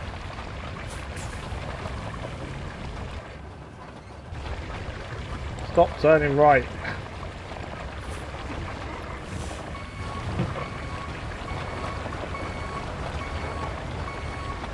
Thing is, as I say, this is the best asphalt layer there is. There's only 2 in the game, to be fair. You'd think there'd be more choice considering how many roads you do need to do. I know it's quite a simple basic job essentially, and the vehicle probably isn't that interesting because of the job it does. But still, I think I'm surprised they don't have more choice, to be fair. Yeah, definitely someone to talk to, interact with. Like I say, it's that level of immersion, isn't it? Someone actually giving you the job, essentially, in the business. Right, I need to go the other way. This is now having a mind of its own and nearly drowning. Right, go that way. There we go.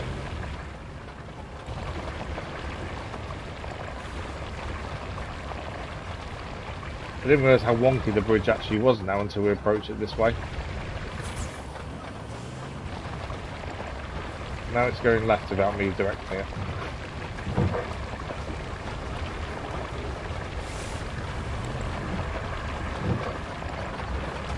I'm just going to quickly reverse back and do that bit there. So it straightens up this corner a bit essentially. The problem is if we have to do a convoy, we need to allow for it to manoeuvre, otherwise it will just go flying off sometimes.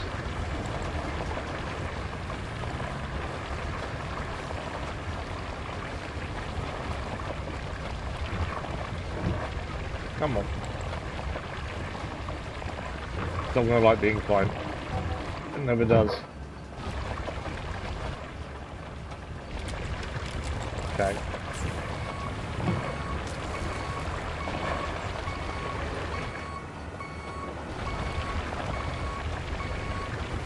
Right, we're going to go straight now. We should be on the home stretch. There we go.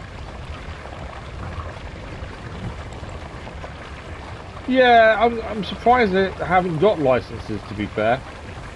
I know obviously it costs money, but I'm surprised they haven't got some licenses in there. There's quite a few out there, isn't that's the thing.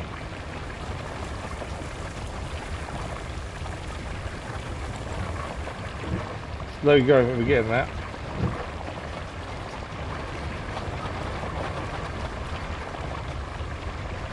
Okay, last corner, and then we're done, I think. Yep, we are. Even got a bit of speed up there. And then we're just going to roll this, and then we can bring a big crane over.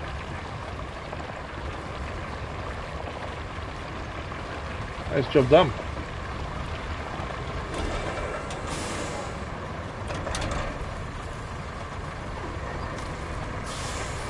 Asphalt lane complete. We just need to roll it now.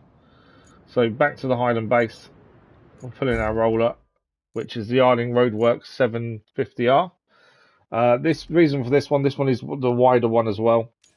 There is a choice of 2 rollers. This is your second choice. I think it is DLC. It may just be a later option in the leveling, maybe. I can't remember now. It does have a wider roller on the front, so it does enable you to do the roads wider, alongside the Arding Roadworks, which is wider, and the leveler, which is also wider. So the other one of these you can use. It will make it so you have several jet passes to make it fully level. This we generally have to do at least 2, sometimes 3 for the middles, depending. Whereas I think the other one is a lot smaller and be several more passes than that, to be fair. It's just late game, is it? I know we didn't have it for quite a while. That's the other thing as well that I don't understand this. And I think every game can be criticised for different reasons, especially when it's constructive criticism. You know, don't get me wrong, I really enjoy this game, really enjoy it. I have some bugbears, one of them being the levelling system. So we're still earning XP in the DLC, but yet we maxed out our XP and our level during the base game. I think even before the final map. So why is there still XP in the DLC?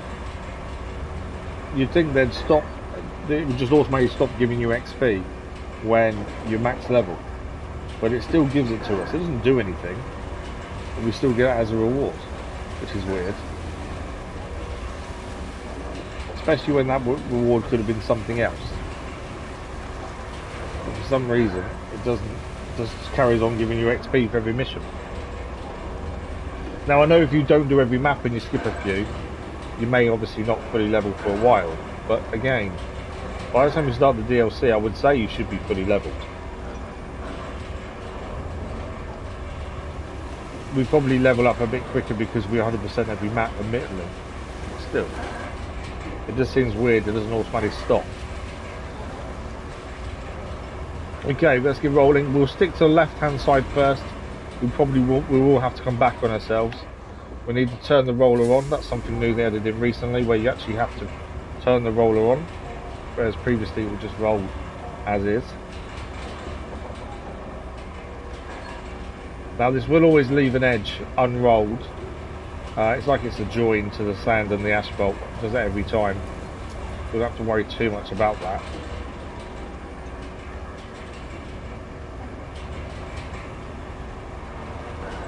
Then we'll come back on the other side of the road when we're done. Let's reverse back and sort that bit out.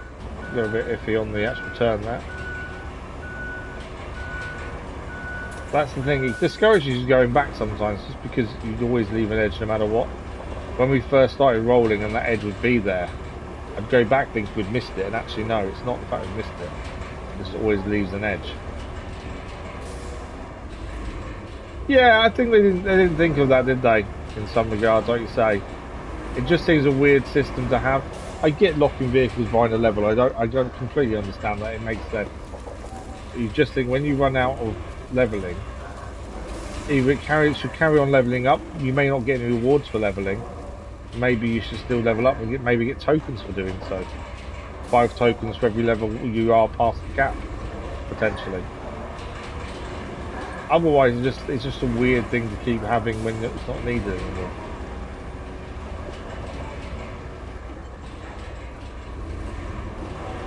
Okay, a little bit iffy there. Go a little bit out of sorts after the corner. Straighten up.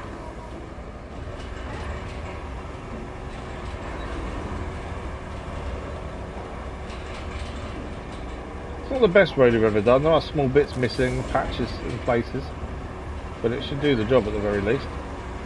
It's taken us a little while to build this road, mainly because of the swamp it's in, obviously. But I think it will be definitely useful.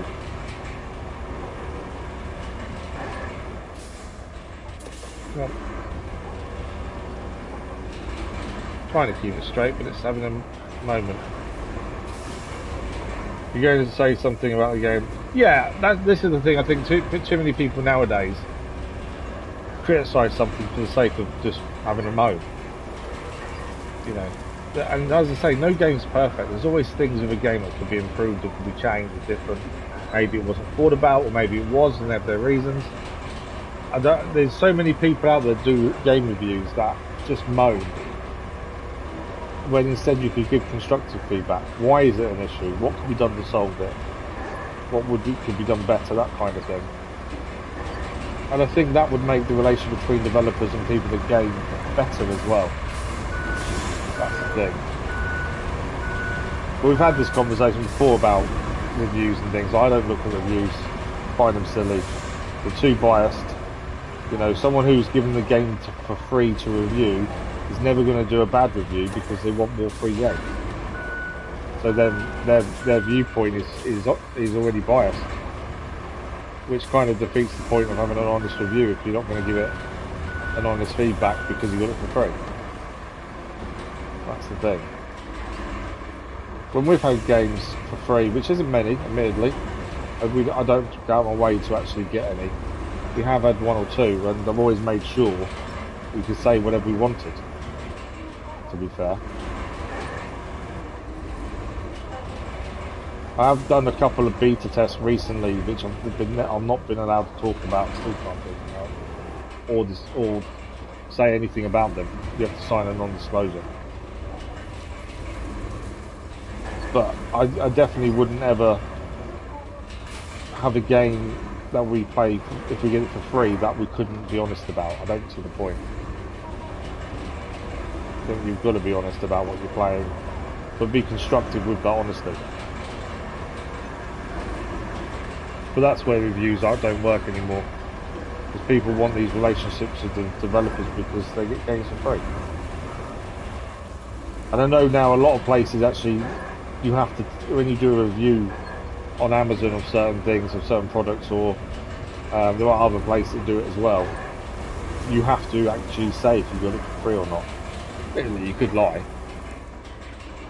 But if you go to most places, most review places that have where people have to say they got it for free, you'll find most of the reviews are good, no matter what it is, and that's because they got it for free.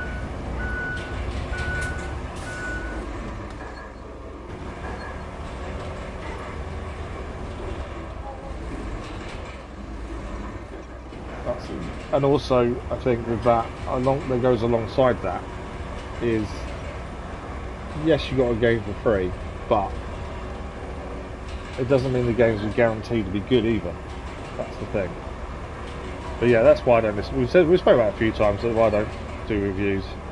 I tend not to review games either. I think comparing games sometimes is bad as well. You know, I think the big one at the minute is Ghost of Yotaro, which we're streaming, and Ghost of Tsushima.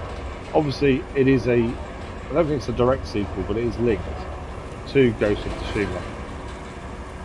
To Tsushima, but at the same time, they're two individual games with two individual stories. You know, this is probably compared to SnowRunner, but again, they are two different games. They do things differently.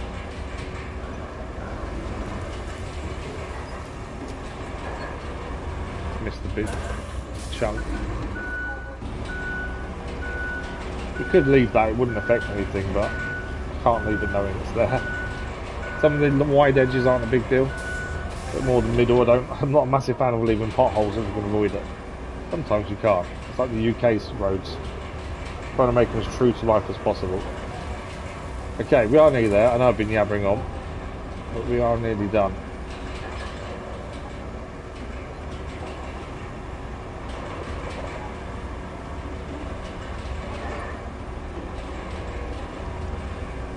There we go.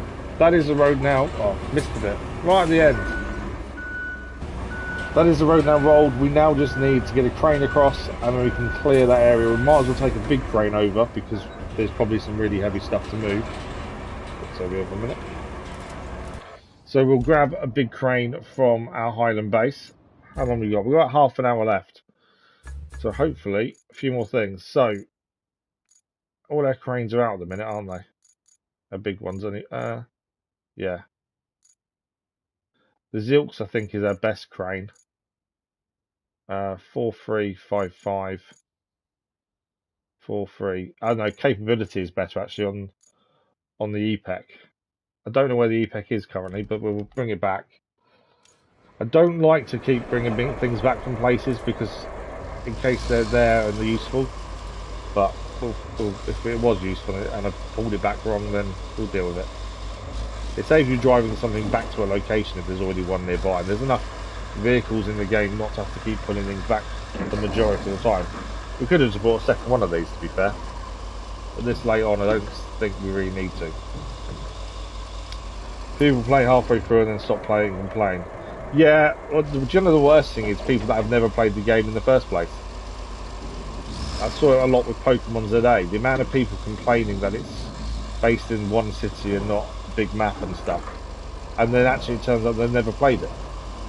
But because they've watched YouTubers and they've heard what other people have said, they've jumped on that. They've actually never played it themselves. You know, I don't know how you can have an opinion on something you've not played. But then also I don't know how you can have a full review on a game you've not finished as well. The amount of reviews that you see, they'll say they've played the game and they have played it for an hour or two, but they've not finished it. Because otherwise, you know, games that take you 100 hours to finish, admittedly a review would be hard because it's 100 hours. And there's other things to be reviewing and, you know, that kind of stuff. I get that, but you can't give a review of the story unless you finish the story. The story itself could be amazing all the way up to that ending, and the end could be rubbish. But if you don't finish it, you might say to everyone, yeah, this story is amazing, best thing I've ever played, and actually people will get to the end and go, hang on a second. You know, the ending was rubbish, it ruined it. But I also understand that actually commercially it doesn't quite work, does it? Because you need To spend 100 hours reviewing one game all the way to the end isn't really commercially viable when it comes to a business standpoint. You know, you need more games reviewed in that time frame. But it's not a true review then, unless you've fully finished it. I think that's something that should be declared on reviews. Have you finished the game? You know, have you seen the end credits? Because if you haven't, then you know you don't really know how it ends. Right, enough of me yabbering. We've got to where we needed to get to. So we've made the road. We're now here with a heavy crane. The mission itself is to clear this area of debris. You can see some of the pipes and stuff that are here. Possibly could be recycled at some point if we need to. The majority of the time we find that the amount of metal it has all over the place, you don't need it all when it comes to making stuff and what you need to finish the map. The majority of the time it can stay where it is. But let's get inside and see what needs moving. There'll be things with small arrows on to tell us what needs moving out. I did think the heavy crane would be a better option, even if there's small stuff to do, just because anything that's too heavy will just tip other vehicles over. The heavy crane I think is always better. Right, we've got a few bits here, so we can position ourselves here. Should be able to throw them out to the side next to these containers, I think. Right, well that's the first thing. There's loads of little bits it seems here, to be fair, that need moving, more than anything big at this point. We can chuck them by these containers.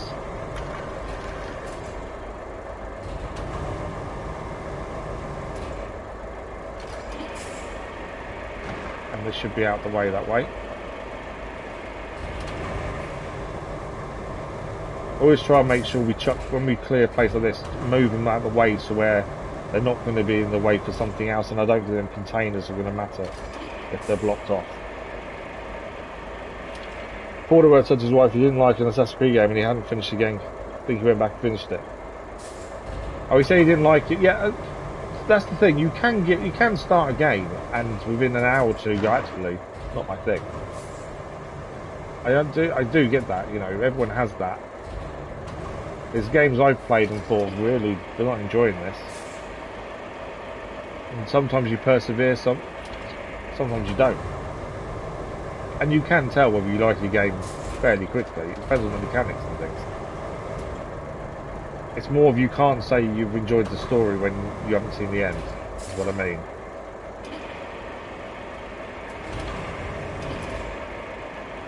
But then also, the other thing I would say as well though, and is people have a go at people for their opinions.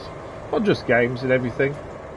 You know, if someone says they don't like something, the amount of people that like that thing jump on it and go, well, actually, you should like it. It's brilliant. But it's their opinion.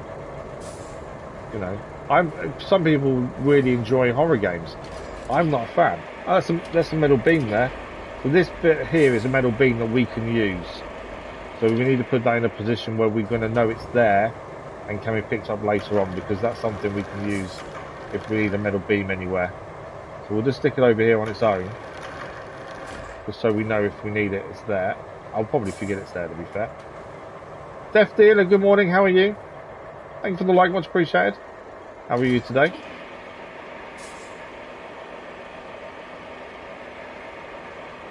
But yeah, I think people need to give people more slack when it comes to what they think of something. People are too quick to try and force their opinion on other people.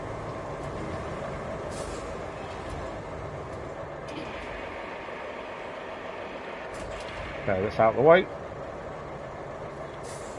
I'm not too bad, thank you. Not too bad at all. I'm assuming you do have a YouTube channel based on your name. What kind of stuff do you do on your channel?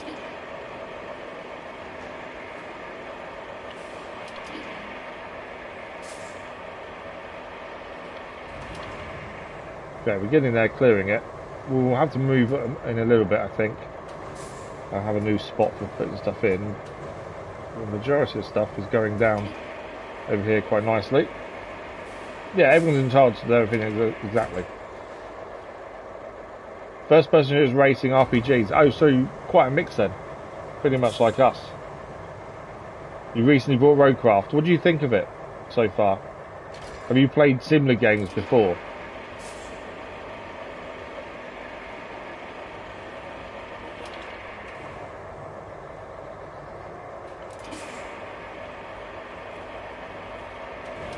Okay, get this across. We'll see how much more we can reach from where we are, just because it's ideal to keep trying to put everything in one place. Then it's out of the way. I'm not sure how much more we'll be able to get from where we are. Grab that one over there.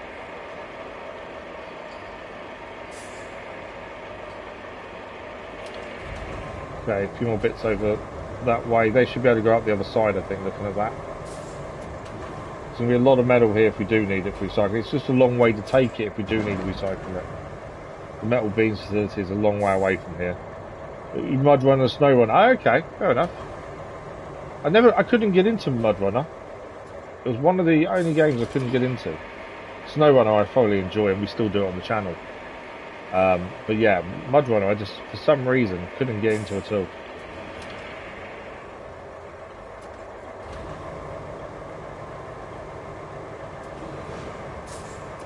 Okay, probably a little bit too high here, but it doesn't matter.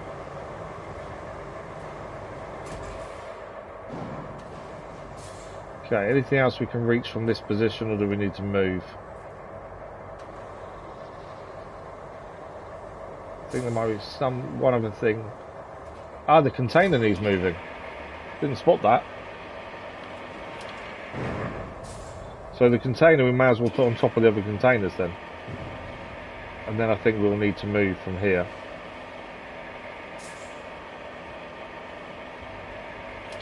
So we might as well bring that across and put it on these containers over here. And that's one corner kind of cleared then. As I say, we probably won't use any of this metal, just because it's too far away from where we'll actually need to take it.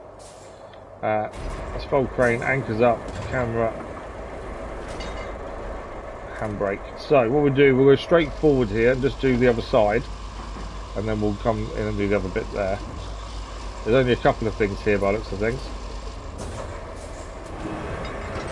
First one being this pipe to the side. It's not a pipe we can use either, it's got a big old hole in it, so it's not one we can use.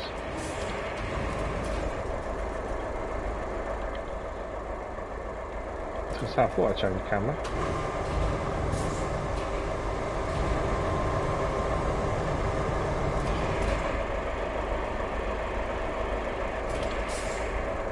There we go.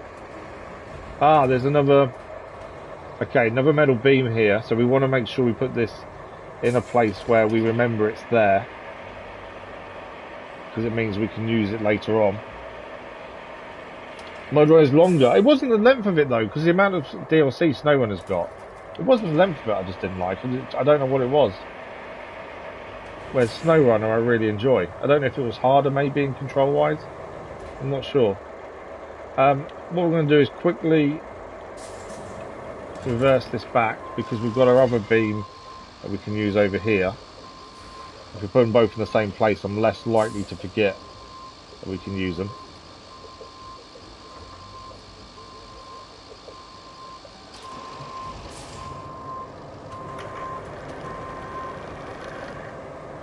And if we do need metal beams nearby, at least we don't have to go all the way back to the metal beam facility to grab them. There's a couple here now. This is how we found the concrete slabs as well, loose like this, when we wanted to make the forest base, to be fair. Right, if we now reverse a little bit over this way, there's lots of stuff here to get rid of. The only thing I'm conscious of is where to put it. There is a gap down there, potentially maybe the ideal place. Just so this stuff's out the way. Grid Legends was good, wasn't it? I really enjoyed Grid Legends. My little boy still plays it occasionally as well, and the other one we did, was it Dirt 2 or something? We did. My little boy did it with me. He still plays that occasionally as well, to be fair.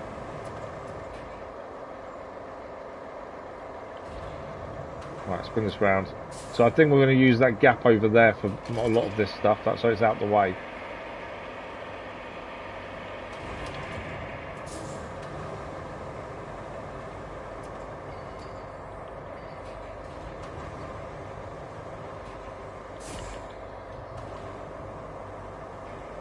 I say the majority of it we probably won't use or recycle or anything, so lots of small bits, annoyingly. And then the smaller bits take longer to clear just because there's so many of them. Need for Speed. I've not played Forza, to be fair. Need for Speed's good though.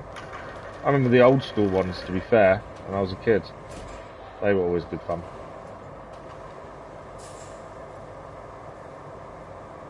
I think we do a Need for Speed recently. I vaguely remember one.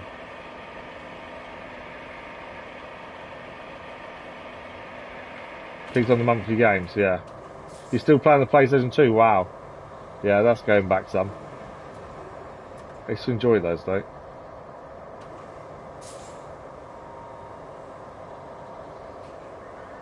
Urban, yeah.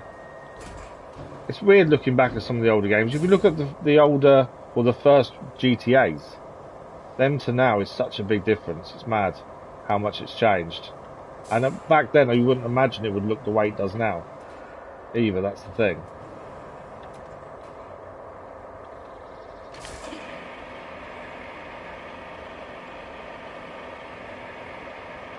Unbound. Do you not enjoy Unbound? I just didn't find it too bad. It was... I'm trying to make sure I'm thinking of the right one, to be fair. I think we've done Unbound on the channel as well, have we not? I think we have. Bear with me, I just want to have a quick look. I'm pretty sure we did. So I want to remind myself which one it was. Not that one.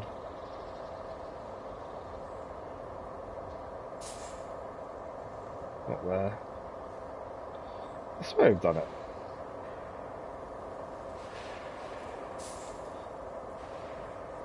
I do enjoy racing games. I'm definitely not the best at them by far, but I do enjoy them. Oh, Need for Speed. Yeah, we did Unbound. Need for Speed Heat and Unbound, we did both. Need for Speed Unbound. I'm trying to think. Oh, I know the one. Yeah, story was a bit cringe in places, to be fair. I didn't mind the driving side. It was very arcadey, but then Need for Speed is. I think the story was a bit cringy in places, but not. I didn't hate it though.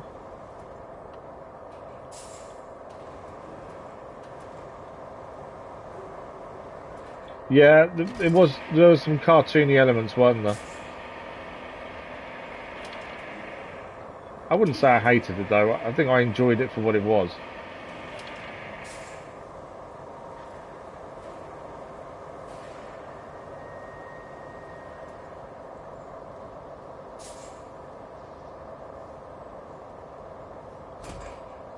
Okay, still got loads more to do here. What I might do quickly, if we just fold our anchors, and I'm just going to straighten up so we can do. So rather than having to keep going round every time with stuff, we can just go side to side, is my thinking. Because at the minute we're having to spin all the way around for a lot of stuff. We should just be able to go side to side now, just to make life a little bit quicker.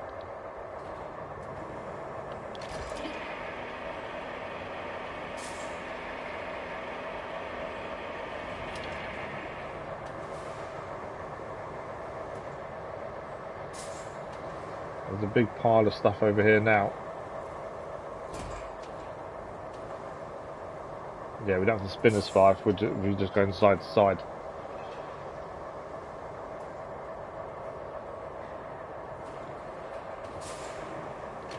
Big tank. I think this is probably one of the places where we've got so much to clear out of an area. Pro Street. I don't think I don't think I've played Pro Street. Need for Speed Heat was a bit more serious. Wasn't as cartoony. That's true. I don't think I've done Pro Street though. Can't remember it anyway. That's the problem with playing so many different games though. I tend to forget certain ones.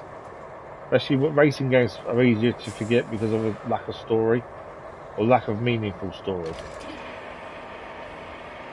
there's a lot of games we do have got decent stories to them, so you tend to remember that kind of story more.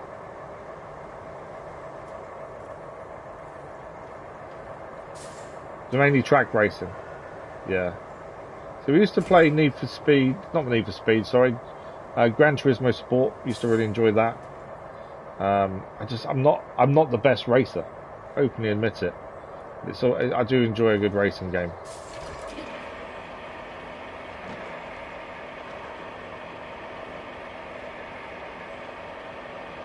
You've got over 87 million on heat on Max Heat. Wow. Yeah, but I grew up with Gran Turismo. I remember the early ones where you had to actually earn the licenses and stuff before you could drive certain cars, and I really enjoyed that element of it. Sport was mainly online based. I've not played the newest one, to be fair.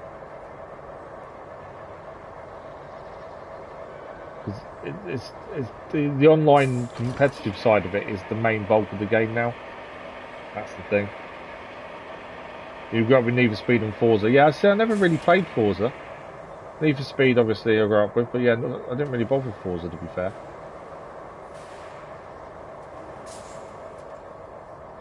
That's the thing. Right, we are getting that. There's just so much to clear on this area. Normally, these areas, you don't actually have that much to clear. There's a couple of containers, a few little bits, job done. This one, there's lots, and it's all little as well. That's why it takes so long. You never played Forza either, Crazy Irishman? No. It's one of those games that I keep thinking about, just never got to. You're in Forza 6. Oh, really? Okay.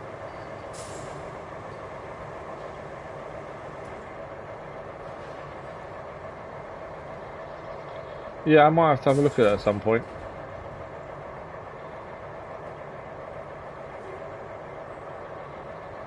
I think the big problem with games that you have to race online all the time is if you don't have the time to commit to improving, learning the track and which cars are best and stuff, you kind of struggle because you need to commit a lot of time to actually be any good.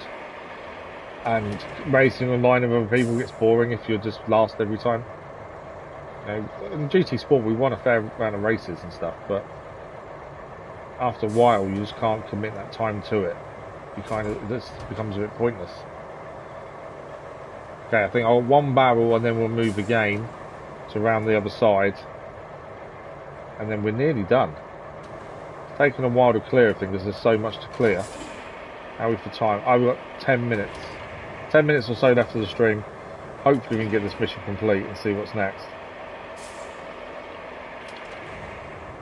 You're going to be making more cars and heat? Okay. You love a Formula 1. Formula 1's okay. My little boy wanted to play one of the Formula 1 games recently, and there was one that was free on PlayStation Plus. I think 2024 was free on PlayStation Plus. So he's played a bit of that. I've not played them properly in a while, to be fair. I do enjoy Formula 1 games. I've just not had the time to play them, really, to be fair, in recent times. Okay, we've got 3 bits here to move.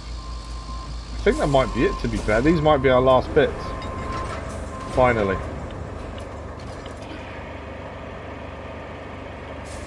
Okay. There's no track here, so we can just chuck them over this side.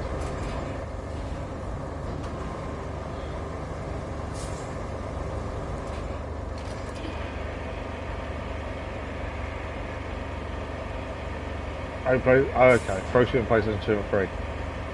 That's the way you can't find it in Crazy Irishman. I meant to say to you, Crazy Irishman, did you see the patch notes for this RoadCraft? Because of the weather change, you can now turn weather off. I wasn't sure if you'd seen it or not. Right, is this the last bit? We'll know if the square disappears. It is. Okay, that is job done. Area now revealed. Let's have a look. The map has revealed more. So now we've got a sawmill over here.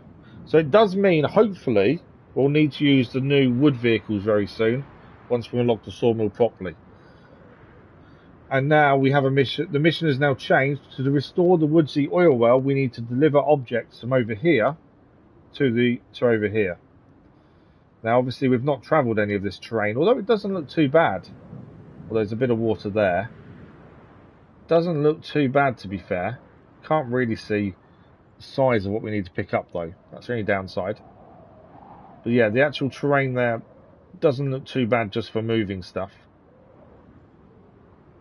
But we have no other missions. So that is what we need to do next. That's the only mission we have. What does it say? With the path to the woods and now clear, we can start repairs, remove the debris. We've done that. Deliver and install shiny new well heads and get the well back up and running. Now we do have a vehicle we could use for this just here. Maybe we might need to get out of the swamp first. Can we get out of the swamp, or do we need to pull it out?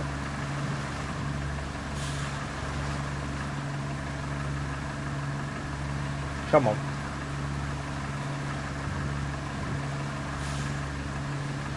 We don't have to pull it out, it'll be easier.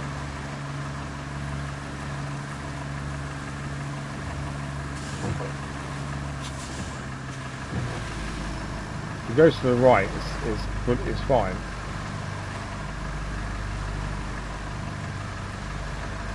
In fact, if it goes straight, it's okay, because there's the road that we built. Come on, we can get onto that road. We can go and pick up all these things in the back of that and take them.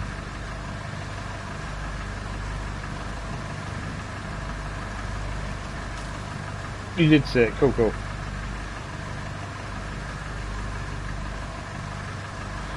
I'll pop over and have a look later on your channel, Death Dealer. As long as I don't fall asleep again over lunchtime. The amount of times this week I've fallen asleep, and it is the drowsiness. I mean, and while I'm eating as well, which is the worst part. Although actually no, the worst part is falling asleep in public. Stood there, leaning on my crutches and suddenly fall asleep. People around you not realising why. It's not fun. But it is one of those things. Shift and Shift 2 unleash to rate. I can't remember them all now, to be fair. Right, we're on the road itself now, so we should be fine in the Voron. So we need to follow this road up to the Woodsey oil well. We pass through it, and then the place to pick everything up is just past it, by the looks of things.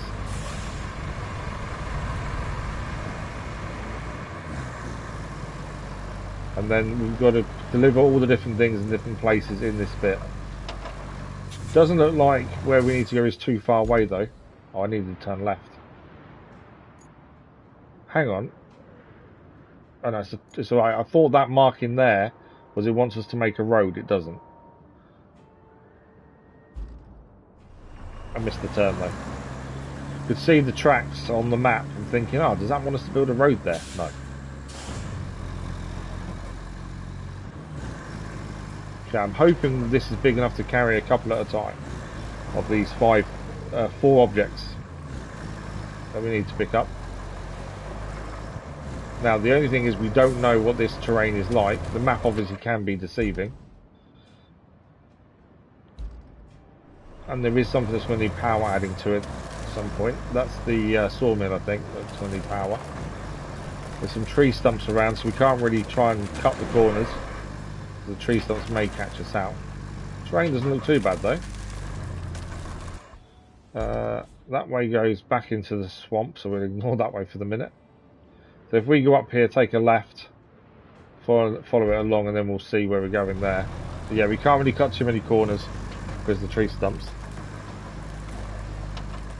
360 guys. Do you not edit any of your stuff then?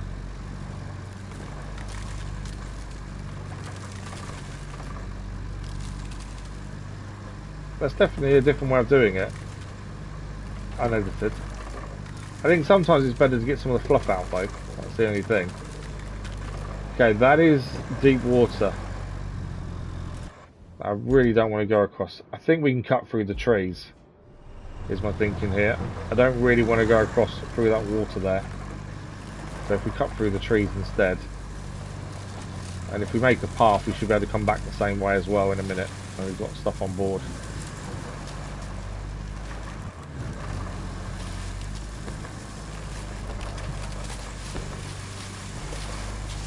There we go, made our own path.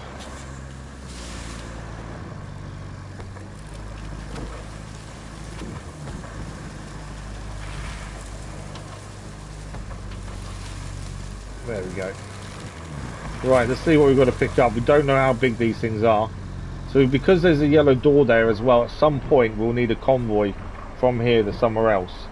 Which does also mean, but I hate to say it, we may have to fill that in. Because that yellow door means a convoy will come from either from here or to here. And there's no way it's traversing that hole. So we may have to deal with that.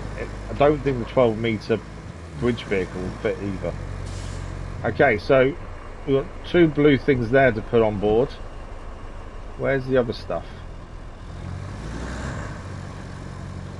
Behind these containers. Can we see it? Okay, it's 4 of those. That's not too bad. I don't know how heavy they're going to be. We'll see how we go. Let's have a look at lifting one. We should be able to get all 4 on the back in one go, I think, here. They're weird looking pieces of kit though. So these are the wellheads, from what we've seen. Bit of weight to them, you can feel it on the crane, to be fair. You just had thumbnails. Oh, okay. Yeah, but you can edit on the PS5. That's what we edit everything on the PS5 for our videos. There's a built-in editing software. Okay, the only awkward thing about these is they don't fit nicely on the back. By the looks of things. They're going to be quite awkward, I think. Right, we have got the other one over there to pick up if we can as well. There's going to be a little bit of an unstable load, I think. We're running out of time as well today. You don't have a proper setup. You can't. Why can't you use the editing software? It's free.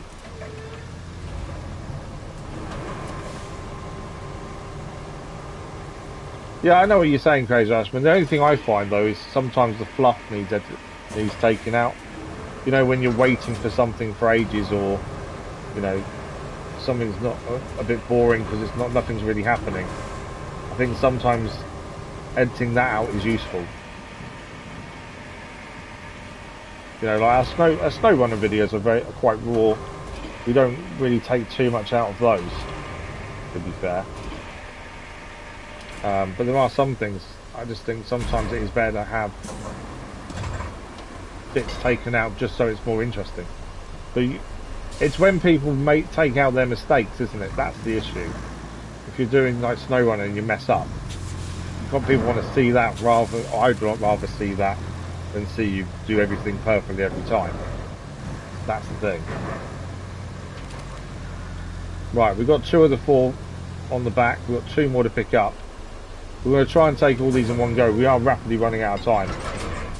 Yeah, I didn't strap it because we were picking these up. We are rapidly running out of time today, so I want to try and get these in position if we can.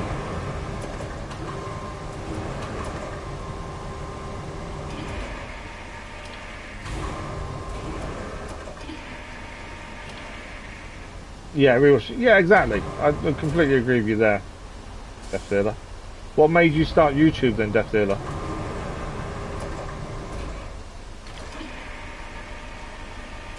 I find it funny, my little boy, his friends at school ask about the channel and how we're doing and stuff.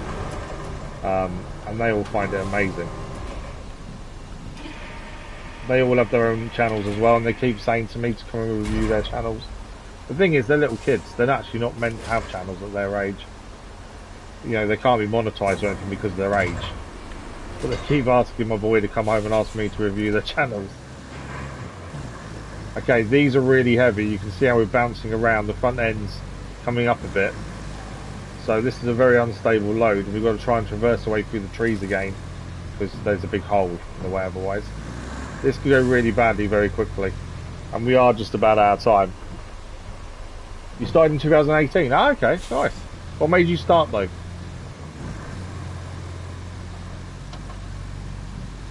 I haven't had a look at your channel while I was streaming. I'll have a look afterwards.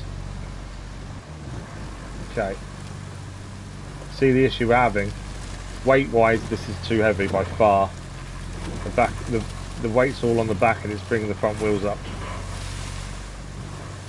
Thing is, we don't have far to take it. We need to avoid the road. It's not like on the hill, is it? But I don't think we can get up the hill. No. Okay, we can't get up the hill because we're too heavy on the back end. There's me trying to take all these in one go and it's not liking it. Let's try the way we came in. I think the slope there was a bit gentler. I know we're rapidly running out of time.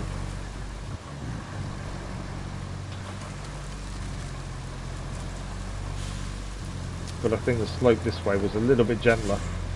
Maybe how to get across. I don't think we'll have time to put them all in place though today.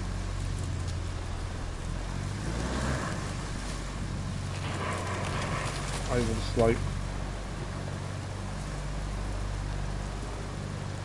This may have been a bad idea trying to do this all in one, to be fair. Don't fall. It's going to fall. Train may save us here. If I can. No. Can we save ourselves? Can't move the train.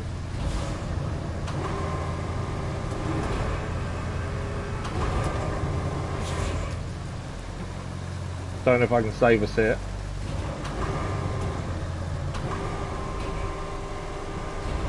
Come on. We have got other vehicles nearby that can get here quick enough to help us. I'd like to avoid that if we can. Come on.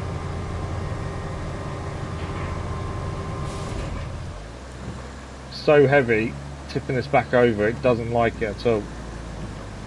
Come on. We are out of time as well, so if he gets back on its feet, we may have to stop here for today.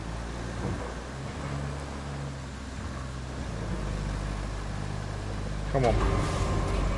I don't want to leave it obviously like this.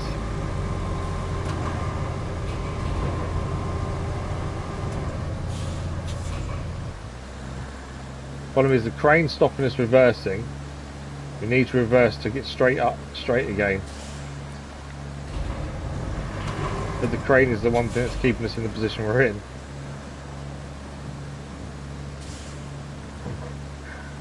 I think we're just stuck. I think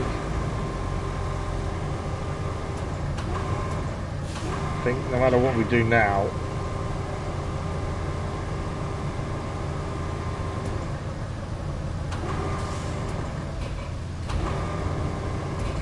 okay. Come on. Too much weight on the back.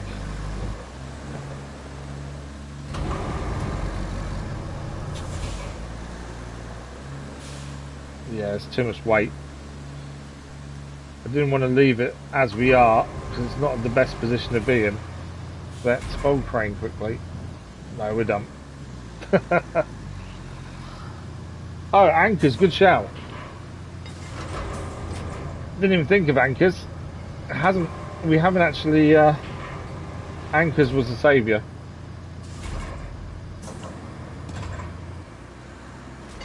No, anchors. As long as I put the anchors in, it tip back over. We've got too much weight on the back. No matter what we do, there's too much weight. As I say, we are out of time anyway. There we go.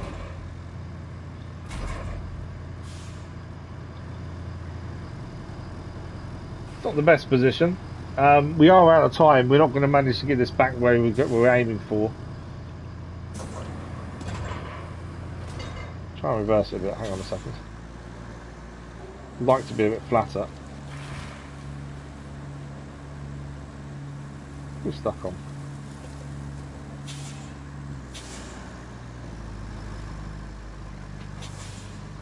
Oh, the back end's digging into the mud when we try and go down here. Yeah. I think that's time to stop for today. As I say, we are out of time anyway. We've managed to get a decent amount done today. I don't know where we are percentage wise. We'll have a look when we go back into the main menu. But we've managed to get the forest base up and running now after finding some concrete slabs laying around and grabbing the steel beams for that. We brought power to the pumping station, which in turn helped us also drain the swamp. I can't remember which swamp it was. this swamp here, I think it was, we drained. And then we also managed to build a massive road going across this swamp all the way over to the oil pumps, which we're now in the middle of getting back up and running again. But we've kind of overloaded ourselves with the 4 bits that I needed. And we had to go a bit cross country because there's a big hole here full of water that will drown us.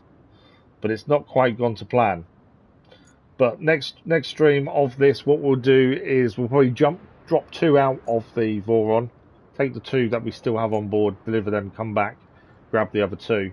There are no other missions we currently have on either. So this is the only mission we need to do the next part. If we go to the main menu, we'll have a look at our percentage.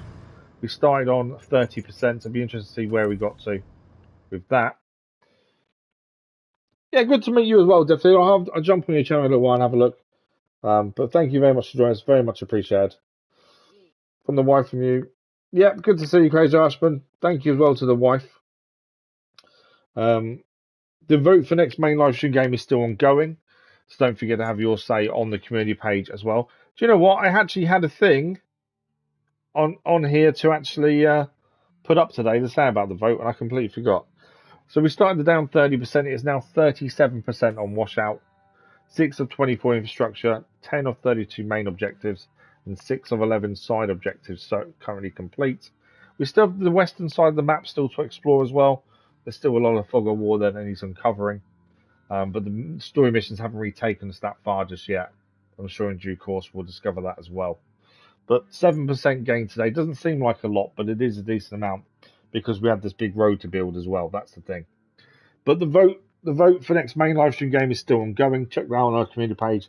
It does finish tomorrow morning, so you haven't got long to have your say. And then the second part of that vote will take place next week. And then the top 2 from both of those will be decided on for next main live stream game for whenever we finish Ghost of Yotai or RoadCraft, whichever finishes first. The schedule as well for next week comes out on Sunday. We should have a full week next week. 5 streams in the morning next week, Monday to Friday. Episodic content, I'm hoping to have some done, but obviously we've struggled this week, being our first week back after the holiday period. So we'll see how we go. But a massive thank you to you guys. Thank you for the likes, the comments, the views, and the conversation. As I say, we're back on Monday morning with Ghost of Yotai. But check out the schedule on Sunday, 1 p.m. GMT for scheduled video, 8 p.m. GMT for the community post, telling you all our live stream times for next week. But until then, I hope everyone has a fantastic weekend, and we'll see you in a live stream very soon. Thank you all for watching. Bye-bye.